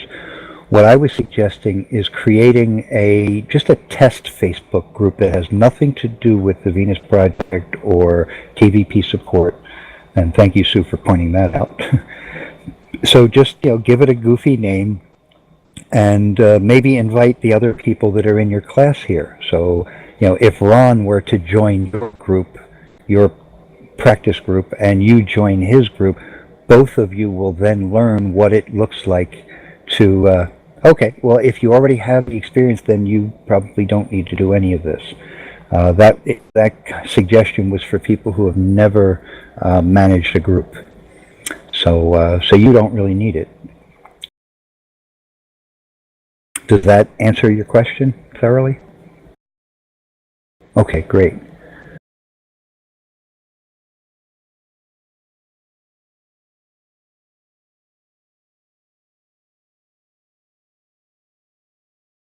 Okay, so you want to get to know the members. You find out what they're about. What kind of experience are they bringing into all of this? What kind of things do they really enjoy to do? You might find that some people have interests that they might not think relate to what the team will eventually build up to, but you might see it, and then later on you might be able to bring people together with similar interests around a project or 2 or 5 or whatever, where they're already well equipped to dive in and be successful at that. Okay, so you want to make sure that they're aware of how things happen in TVP Global, TVP Support, linguistic team, the graphics team, etc. All the things that you learn about all of the global support that's available to the team, you want to make sure that your teammates also are aware of all those resources, know how to make best use of it, etc. And there are a lot of those resources. You'll be learning more and more about those as you continue through the orientation course and beyond. It may be a good idea to create for yourself some kind of, say, a Google spreadsheet, just to keep track of everyone. So as people come in and say they want to actually get involved, become active, get their email from them. If they have other resources that they're connected to that are, TVP or RBE specific, then you might want to, make a record of that so that you don't lose that kind of information, and you'll be able to contact them anytime you have need to. So a Google spreadsheet is generally pretty good for that kind of thing. But you also want to keep it updated. Sue just put an example spreadsheet into the text chat. Thank you, Sue. So you can kind of get a visual of what we're talking about here.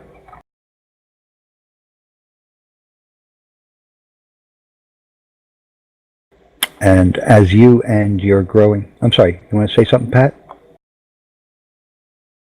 I saw your mic light kick on. I was clicking on the control button accidentally. Oh, okay. I always try to pay attention in case somebody wants to interrupt. That's probably a bad word to use, interrupt. In case someone wants to contribute. How's that? Much better. Okay, so as your team grows, you'll be trying out different things. I've already suggested bringing them together here in TeamSpeak and or in Google Hangouts. There are other similar resources that you might want to use for team meetings or just team get-togethers. Have a little celebration party after an event or whatever. You eventually establish as a team all of these resources that are specific to your local team. So you want to also have that kind of stuff recorded somewhere, so that people coming into the team will know that they exist. And you say, okay, I'll meet everybody in TeamSpeak. Some of the people might not have a clue what you mean by that. So you want to make sure that everybody's kept up to date on the resources that the team's using, how to use those resources, how to set them up. Now you guys are all experts or near experts on how to set up TeamSpeak, for example. And you're becoming experts in how to manage Google Hangouts, etc. And the same thing will happen with the Facebook groups and using emails and all that other good stuff. Actually, I do have a question. Yes, sir. So I don't really my school has a awareness week, where people come in and like talk about certain subjects. Last year we had environment, like a startup, like nonprofit organization group, like person that came in taught us how to like start our own nonprofit organization. And I was thinking that maybe I could do a screening there. That would probably be like a good place to do it, but I wouldn't know where to start as far as like getting the right people involved. Yeah, you let go of your button, but you said right people Because I involved. know there's people that like around me that are POCs already, and I was wondering if I could try to get them to maybe come and talk more specifically. If people had questions that I couldn't answer, could I coordinate that and have them come too? Yeah, absolutely. I would suggest working with those POCs so that the group. How many POCs are you talking about? Well, there's one I know for sure that's in Mass with me. I think Wendy, her name is, and she already reached out to me, but I just thought of this idea when you were talking, so I just thought it was a good time to ask. Okay. If I may interject there, it would be vital for you to be in contact with the other POCs in Massachusetts. You're going to have Wendy. There is already Evan. Evan is a POC already. Wendy is a candidate like yourself. And then Jessica will probably be joining us next week. Who, obviously, Jessica. Jessica's also in Massachusetts. So if everything goes well, you'll be 4 POCs in Massachusetts. So if you can get together to organize an event, that would be absolutely stunning. We've got other groups other POCs that have got 4 POCs, for example, but they're not in contact with each other. So, which is silly, you know. So if you're all in the same state or all in the same country, it's vital you work together as a team. You see what I mean? And if they can't make it, remember that you have got Hangouts that we can get not just from Massachusetts, but from around the world to come and help you with a Hangout, with a Q&A session afterwards, question and answer session afterwards through a Hangout. So yeah, by all means. Yeah, it's a wonderful idea. But yeah, as Sue alluded there, you definitely want to have some veteran POC backup on that, especially for the Q&A. And the thought of 4 POCs in Massachusetts is absolutely awesome. The more, the better.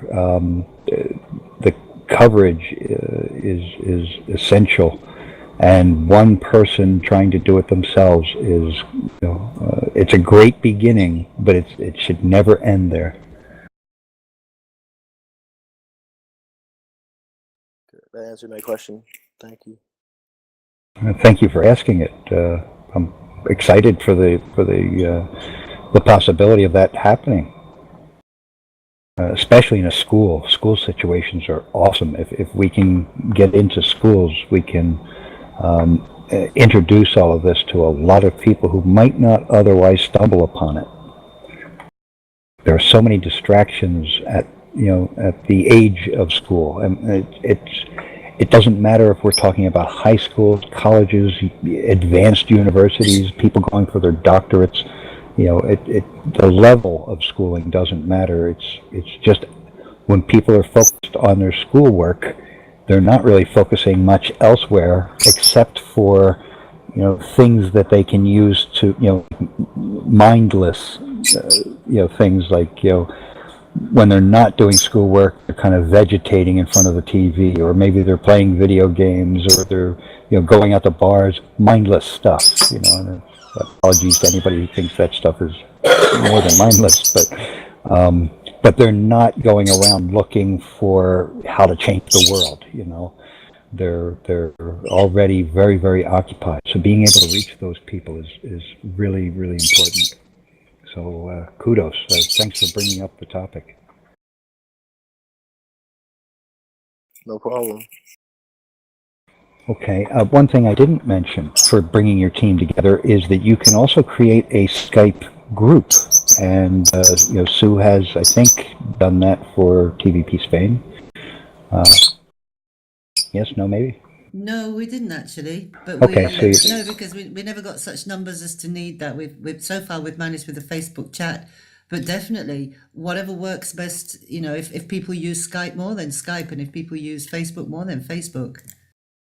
As long as you remember to keep in touch with the POC chats. Yes. Never lose sight with Global, because Global is your lifeline.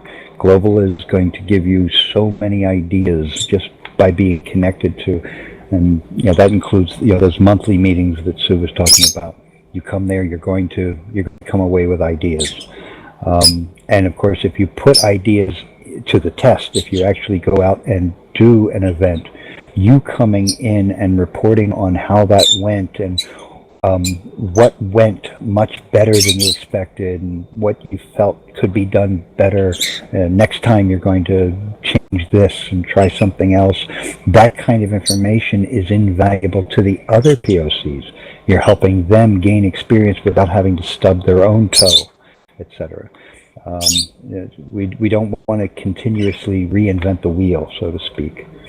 So staying very close, actually I don't want to say close, being fully connected to Global is vitally important for any team that's going to be successful.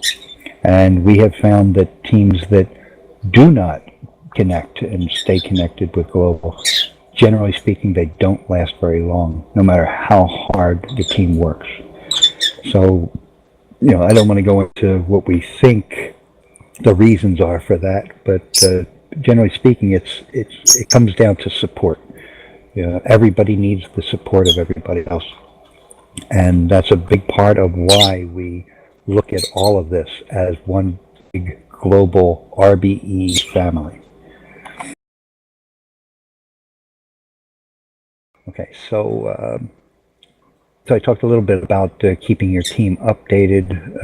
So you want to be able to establish regular meetings. Of course, this doesn't mean anything if you're just starting out and you find you're the only POC for your area and there's nobody else on your team. So some of these things are the down the road, future oriented. But as your team builds, you want to make sure that they are just as in tune to the global information and the advancements the TVP is making and all of that good stuff as you are.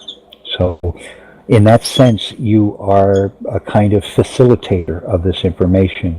You'll gain a lot of information being connected directly with the global POC support system. Take that information back to your teammates and try to help them understand it as clearly as you do. It's a big job there, but the better you get at that, the more they're going to feel like they are truly a part of the global family as well. That's very, very important. Okay, and then finally on these ideas, okay, Rafa has some feedback. Yes, sir. Thank you. It's been more or less a year that I've been involving myself in trying to do as many things as I could, and I can relate of many things that you have mentioned here. And I just wanted to share that maybe from my point of view that I have some experience now to a person that is just discovering this, maybe it can sound a lot of many stuff to do or to have accounting to, but from my experience, it has been something gradually. I mean, I've started translating and then asking Sue, who is the actual point of contact, needed. She what help she needed in to the Spanish support group, and so what I try to say is that just how I don't know how to say, but it maybe it sounds a lot, but as long as you are experiencing it, and I don't know how to say, it's difficult for me to explain the idea, sorry, but I mean step by step, the how I want to relate what Ray says about feeding yourself. So to know, it maybe sounds a lot, but I think a person, if he tries to do little by little, you can gradually add more responsibilities, or I don't know how you say. It's I hope that I made myself something clear. Very, very good. Maybe Shu that knows me more and we have talked a lot in Spanish can relate to what I mean. Yes, he's talking about taking things on gradually. Don't start everything at once. Begin with something, continue it, make it grow a bit, get somebody to help you, and then try something else, bit by bit. Yes, And yes. always within what you can do. If you overload your plate, you can't eat it, you will get burned out. And when you get burned out, you lose your interest, you can't concentrate, and we lose you. And you are all valuable to us. We don't want to lose you. So don't burn yourselves out. Yes, because exactly, it's a 6 month process, so we will do little by little. And now from, I thought that maybe some of you can feel that, wow, this is too much things to have into account, but maybe we should talk again about these things that we are talking now at the end of the process, I suggest, because it's when you are more prepared and you have been little by little taking more info. Accumulated. Exactly. Yes, it's very important to, if you look back into your own experience with anything that you got really, really interested in, maybe it was some kind of a sport, maybe you learned a musical instrument, something complex, something that required you to build up a lot of different tools in order to be effective at, then you should recognize that at first it feels like, oh my goodness, there's so much to learn, there's so much to do, but it's a gradual process, and not only is it gradual, but it's not linear, it's actually exponential. In the beginning, it feels much slower than it does as you progress. The more you progress, the faster your progress becomes. And you have to be patient with the whole process. Even more so, you need to be patient with yourself. You don't want to go into anything, not just this, but anything, feeling like you have to become a master at it in a short amount of time. No one becomes a master at anything in a short amount of time. The thing is, if you follow this system that we're trying to lay out for you, you'll find that in the beginning it might feel like it's taking forever. That's where you need to be patient, both with yourself and the system. And then suddenly you'll think, oh, okay, a year has passed, and you'll look back and you'll realize just how far you've come along that path. And the things are speeding up. Things are getting so much easier.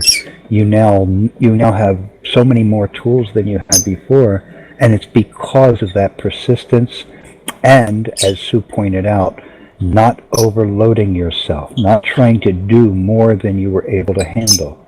Sometimes it's not so easy to know how much you can handle. Well, in a case like that, just take it on gradually. Try a little bit more. Okay, that was a little too much. Now you know how much you can handle. Pull back. So, you don't want to go overboard. The burnout that Sue mentioned is a very real physical thing. It's not just mental. I talked a little bit earlier about the idea of the brain being similar to a computer, and that buffer idea. You can only take in so much information, new information about a given topic. And once the buffer becomes full, you cannot take in any more. Well, the same idea applies to your stress levels, your workload, the amount of things that you're trying to do. If you're trying to do more than what you can do without stress, well, let those two words try to sink in a little bit. Without stress. You do not want to stress yourself. Stretch, yes, but not stress.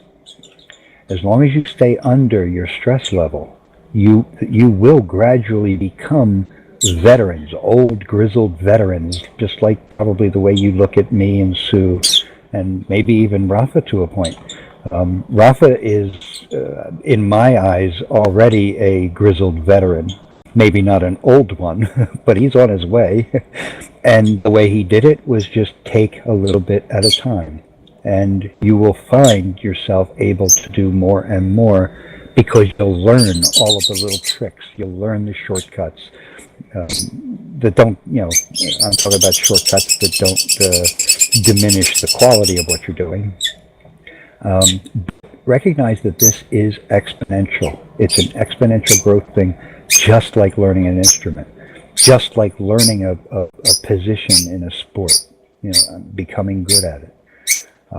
Don't expect that there's going to be, tremendous results from the very first thing that you try, because, again, everything we try is an experiment, and we're not trying to beat somebody else. We're not trying to be better than what somebody else was able to accomplish. The focus of these experiments is to learn how to do a better experiment. And the more you learn from mistakes, this is very, very important, the stronger you're going to get at not making those mistakes. There's no such thing as a successful person who did not mistake their way into success. You have to make mistakes in order to learn what not to do. And also, it'll teach you what to do. So don't be afraid of making mistakes. We don't even think of them as mistakes. We think of them as feedback. These are learning experiences. And so if something doesn't go as well as you had hoped, that's a great opportunity to learn one of the most valuable lessons you can get out of that particular incident or event or whatever it might have been. And you're not going to scare the rest of the world off by making a mistake, I promise. You know, and I'm not suggesting you go out and try to make mistakes, of course. But if you don't learn from mistakes, if you only look at them as some kind of a devaluating factor, or some kind of maybe I'm not good enough for this, that's not, how can I put this? That's silly. Because the only way somebody gets good at whatever you want to put in after that sentence, the only way they can get good at something is to try it until they get good at it. So I hope that makes sense. And that's what I feel lies at the core of what Rafa is sharing with us. Take it slow. Be patient with yourself. Be patient with the process. Learn from everything, the successes, the failures, because there's no such thing as a success or a failure. There's just what was the result of what we tried there. If you have a presentation and everybody that came to the presentation joined your team, I would still not consider that a success. I would consider that a really, really refined experiment. Do that again. And if you try it again and it doesn't work out so well, only half of the people join or nobody joins, that's okay too. So yeah, that's perfect. Experience is simply the name we give to our mistakes. And you cannot learn any other way. And hopefully again, I'm going to remind everybody, I'm a many decades old teacher. I work directly with this concept all the time. And the more people recognize mistakes as learning experiences and learning opportunities, the faster they wind up learning. It's really amazing how that works. So if you can get rid of the idea that a mistake is somehow bad, no, they're awesome. They are great. Mistakes is what makes you an expert. You have to mistake your way to becoming an expert. So I know I'm probably pushing this point a lot longer than I need to, so I'll stop there. I just want to add something. I think this is one of the first things you said to me all those years ago, and I've never forgotten it. If you're not having fun, you're not doing it right. Yes, that's the other side of it. And that's related directly to what I was saying. If you throw away this idea that mistakes are somehow bad, you're going to have a lot more fun, even with the mistakes that are made, because you'll see them clearly as, oh, I can learn so much from this. That's something I never want to happen again. So how did that happen? Okay, great. Now I've learned not to do this, or this was something that we could do better. And doing all of that is a big part of keeping this fun. Not just fun for you, but fun for the whole team. So you might wind up having the experience of somebody else in your team getting down on themselves because their part of a project didn't work out very well. Share this with them. Help them to understand mistakes are good. Mistakes are the only way we can actually learn anything, other than just memorizing stuff. And memorizing isn't going to allow us to be effective speakers. It's not going to allow us to be effective communicators. You have to learn that by doing. So I hope that's clear.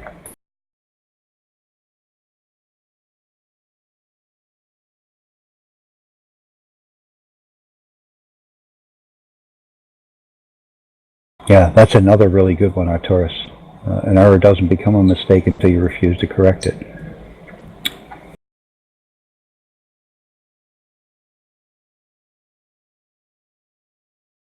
Okay. Now, before we start talking in terms of collaboration, which is the next subtopic, I want to mention that, well, we already talked about that there are numerous global teams, and the global teams supply the local teams with whatever it is that they're focused on. You know, for example, linguistic team supplies translations. The graphics team supplies viral images, et cetera, et cetera. So you want to watch out for anybody who's joining your team who is interested in helping in any area. It's really helpful to your teams to have people who are a member of your team and also connect directly with one or more of the global teams. So you might end up with a team where there's, you know, let's say there's 10 people on your team, and 5 of them are multilinguists. They don't just speak, you know, your language, they also speak English. Of course, that doesn't apply to those folks who are here from, you know, English-speaking countries, but you might have 5 people who are helping in LTI to create more of the materials that the team then uses for everything that you guys do. You might have somebody who is also connected with social media, and you know they're a member of the social media team, which is a global team, and they're learning all kinds of things while doing that are very, very helpful for your team. So any place that we can network and interconnect our teams is very, very powerful. So you want to be on the lookout for people who have skills that may be valuable at the global level, and just let them know that this global team exists. And if they're interested, you can connect them with that team so that they can branch out and, you know, maybe do both. With LTI, I've had the experience over the years of people coming to me and saying that, you know, I've been translating now for 4 years in the, you know, whatever team. I'm going to pick on Salami because it's not a real language. So I've been working with the Salami team now for 4 years, and I feel like I'm kind of losing my enthusiasm for translating. Is there anything else I can do? And I'll ask them, well, what are your other interests? And whatever they tell me, I will connect them directly with whatever teams might be of interest to them. And I'll do everything I can. I will bend over backwards to help somebody find a new home, even if it does not include my team. Because it's not my team. None of this is our personal anything. We're not here to build just these teams. We're here to use these teams as tools to get to an RBE future. So what we're actually working towards is a day when none of these teams are needed anymore. So I just want to point that out. I have no problem helping somebody as much as I possibly can to leave my team and go to another one, because their work in that other team, if they are truly happy in that other team, they're going to produce something in that other team that's going to help all of us. So it's again, it goes back to that whole sense of a global family. We're all here to maximize what we can do. And if you find yourself in a situation where what you're doing is not really your passion, speak up. And I'm not necessarily talking just to you folks. This is for the people in your team. If you see somebody who wants to branch out, show them where they can, you know, look into other teams that might interest them. The worst thing that we can do is let somebody burn out because they're in the wrong place for any reason. And it's completely up to them where the right place is. It's not up to us. Somebody could be an expert at, say, CGI 3D, you know, rendering. Well, the perfect place, you might think, would be, let me connect you directly with Roxanne because she has need of your skills. But then again, maybe this person is almost burned out on doing that work. It's not really where they would be happy. So you want to dig in, and this again goes back to, learning who the people are that are with you, getting to know them personally, because the more you do that, the more you're going to know what the right thing is for them, and the more you're going to recognize, okay, this person's getting a little bit burned out on what they've been doing for the team. Let's see if maybe we can find something else for them to do, to give them more variety or give them a change of pace or whatever. So there's a kind of protective element, if you will. It's almost like being the parent of all of your teen children.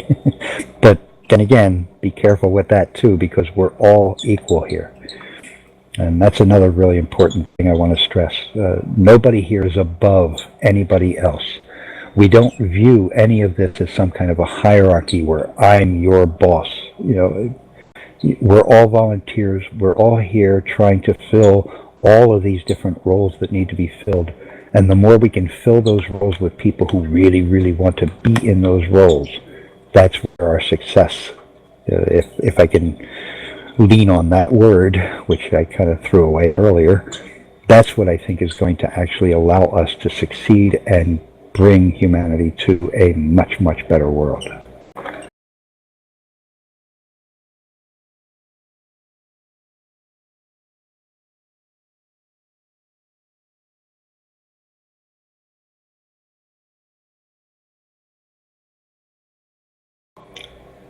Okay.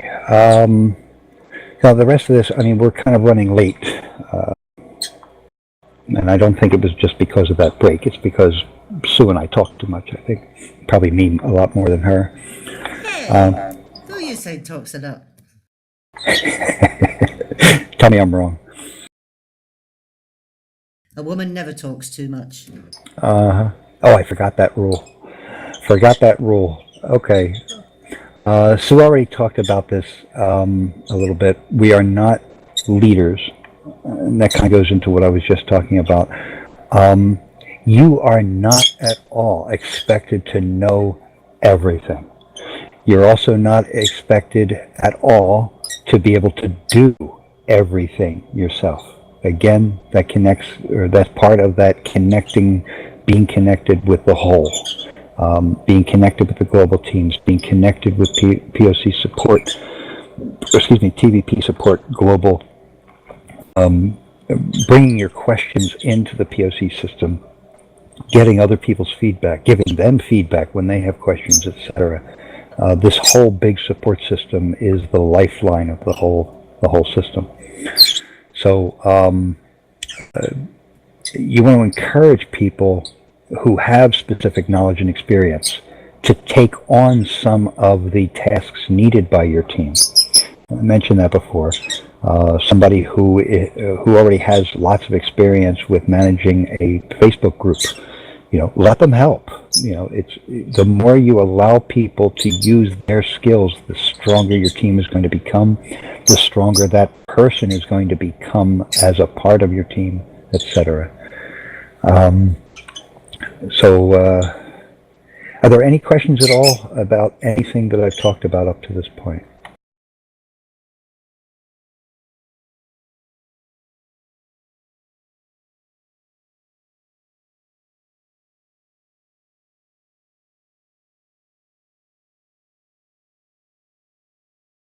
Okay. I think I'm going to stop there.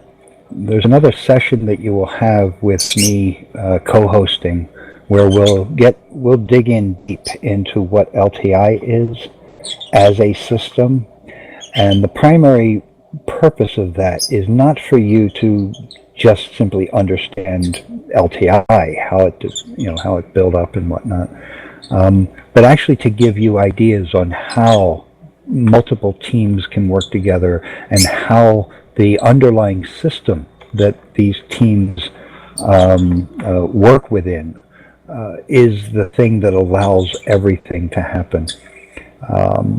So just along those lines, I just want to mention, just so you can kind of mull this over, LTI, Linguistic Team International, is an all-volunteer translation house. Well, it's the official all-volunteer translation house for both TVP and TZM. It was born when TBT and TZM were together. And when they separated, it kind of went from being their baby, so to speak, to being the bridge between them. And it's through that bridge that a lot of people will learn about the Venus Project through the Zeitgeist movement, come onto the bridge, help with some translations, or make use of some of the translations, and then learn deeper about the Venus Project. And many of those folks wind up coming over and getting involved with our teams, and both at the local and global level. So that's a very good side effect, if you will. Over the years since I created LTI, but I didn't create it out of nothing. I'll go into the history a bit deeper, but that was roughly 8 years ago when I first launched Linguistic Team International, and since then we've had some 5,000 to 6,000 people come through and actually do something. They at least started a translation. Many more people have come in and done nothing. Again, that's fine. Even with LTI, that's fine, because they, some of them may have been the ones that introduced it to other people who did come in and do things. It's all good.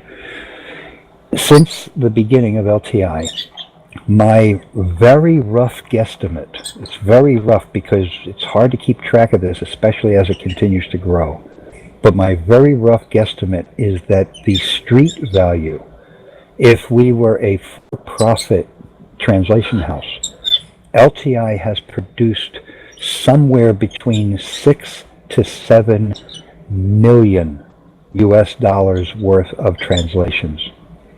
And that's just completed translations, where they were fully proofread, the entire team was happy with the results, and they've been released to the world.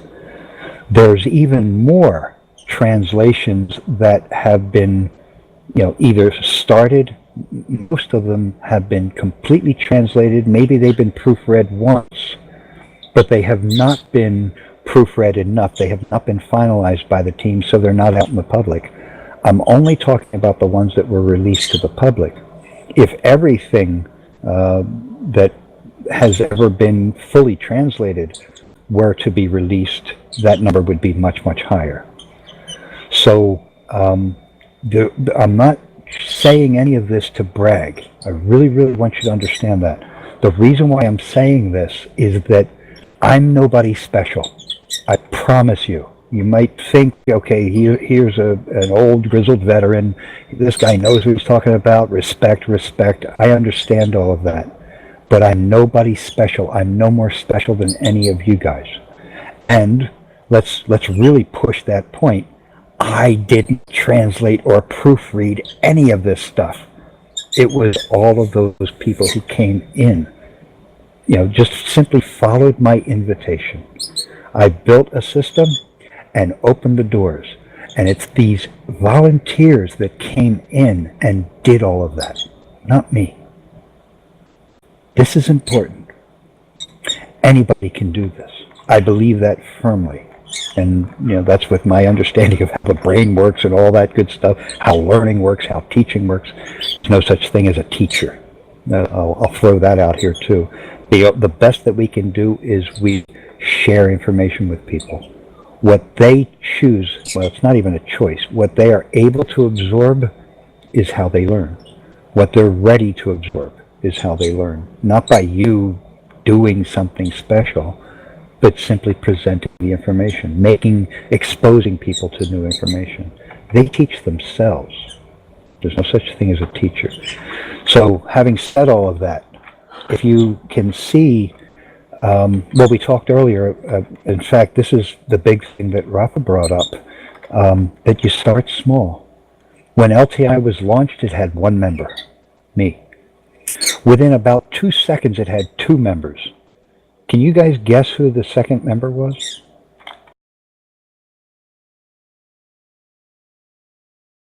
No idea. Sue.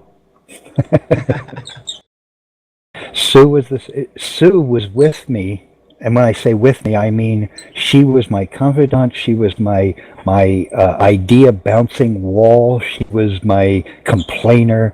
You know, she pointed out things that, well, I don't know if you do it like that. While I was trying to build the system, she was instrumental in the development of LTI before it was launched, and that took about 5 months.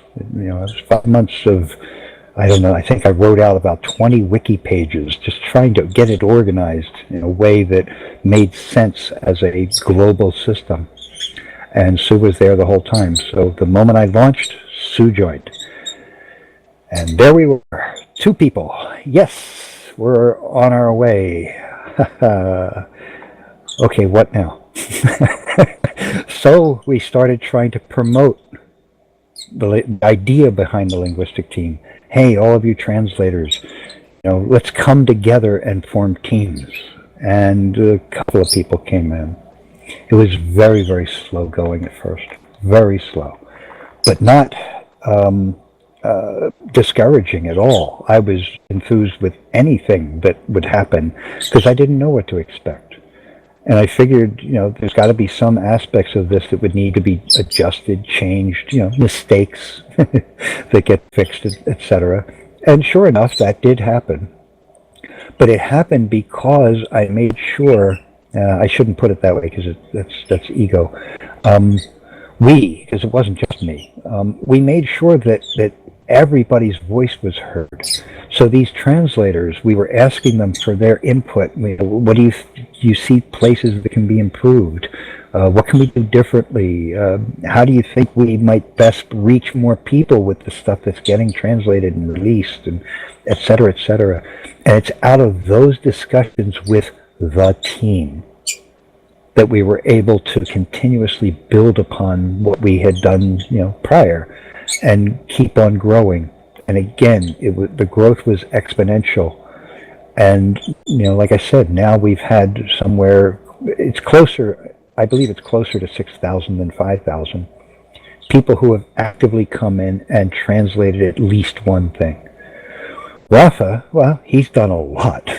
So, you know, he's, I'm not talking necessarily about people like him. There are a small, relatively small number of people who will do a lot in your team if you give it time. And then there are a lot of people who will do a little. And all of it is valuable. All of it. So, in that sense, you want to, right from the start, realize that everybody deserves your attention. Everybody deserves your, not just your, but everybody's respect. Just for showing up is an awesome thing. And you make room for everybody. You do what you can to help everybody help you. And the more you do this, nothing can stop you from building a very, very strong, if not powerhouse team. Thank you guys very much. I love having you here. I really appreciate each and every one of you. Thank you. Thank you, Ray. Thank you Thank very you, much Ray. indeed. Very inspiring.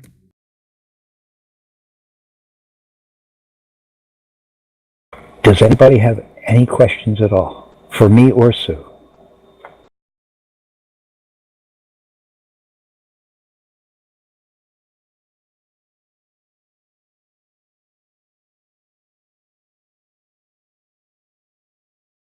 Can I get anybody a bathroom sandwich? I wouldn't recommend it. It didn't taste very nice.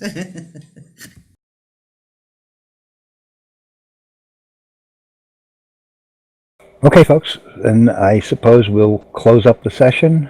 And again, thank you all for coming and for being a part of all of this. Okay, fabulous. I'm just going to remind everybody what we're going to have next week. Next week, we'll be having a hangout again, okay, same time. And the topic is the scientific method and critical thinking and education. I'm going to pass the schedule sheet through.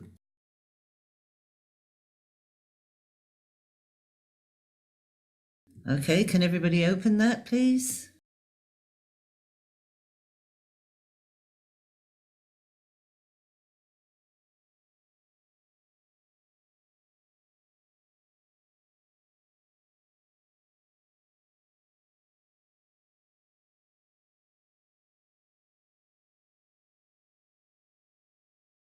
Okay, at the bottom, you have a series of tabs, and I want you to click on the one that says lectures.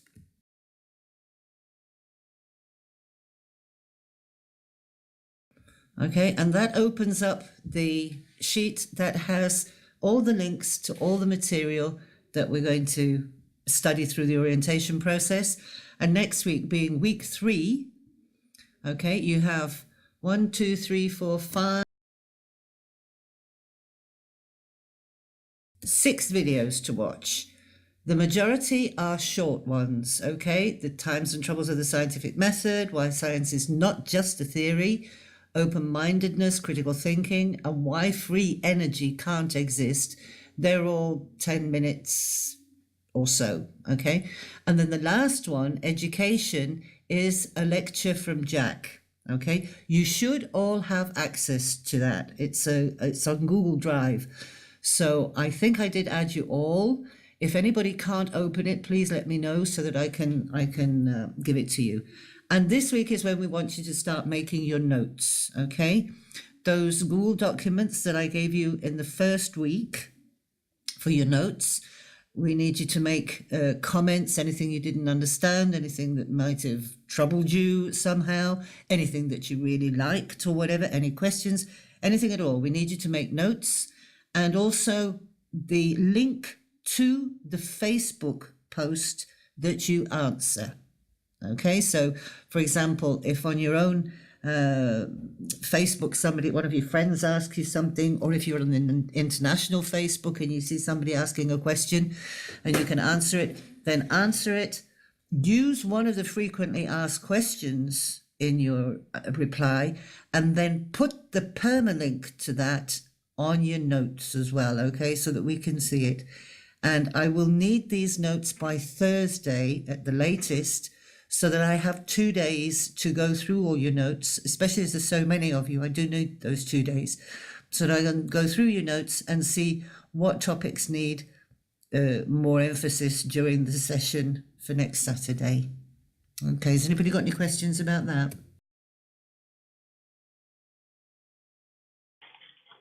Sue, I do. On the Facebook project, the permalink, is that any Facebook page or which Facebook? Any Facebook page that you happen to go on and that you see a question that somebody is asking about the resource-based economy or about the Venus project. Are you on the international group, by the way? Because if some of you haven't joined that one, let me pass you the link to that. And that's where you're probably going to find it busier. Okay. Let me open it. But if on your own personal one, then somebody asks you about the post that you've made, maybe you've shared one of the viral images on your own Facebook, then please put the permalink. You do that by clicking on the hour that the post was made. Okay, hang on, here comes the international support group.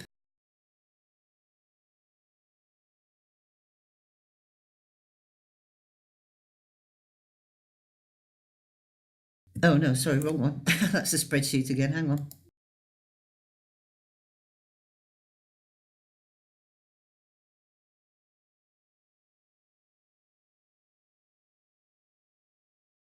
There you go, that's the official TVP Support International group, okay?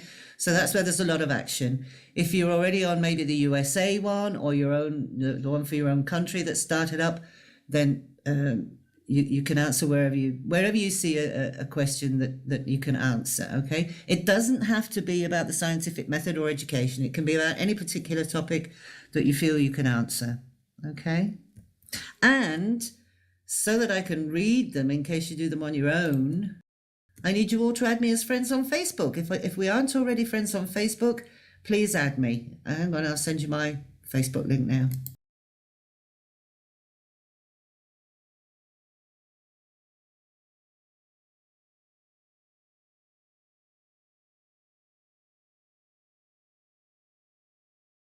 there you go. Oh, what happened there?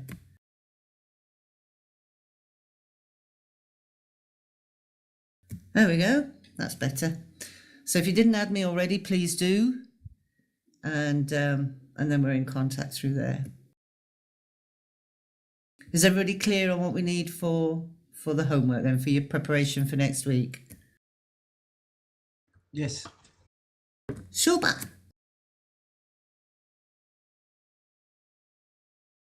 By the way, it would be helpful if you do it in English. The translation on Facebook sucks for some languages. So if you can do it in English, I would be very grateful. If not, then I'll use Google Translate. But Spanish is pretty good, actually, and I think Italian is too. But for example, some of the ones, Lithuanian, Norwegian, probably Romanian as well, they're very difficult, the translations. Romanian seems to be one of the hardest languages for a machine translation. Those Romanians had to make it difficult.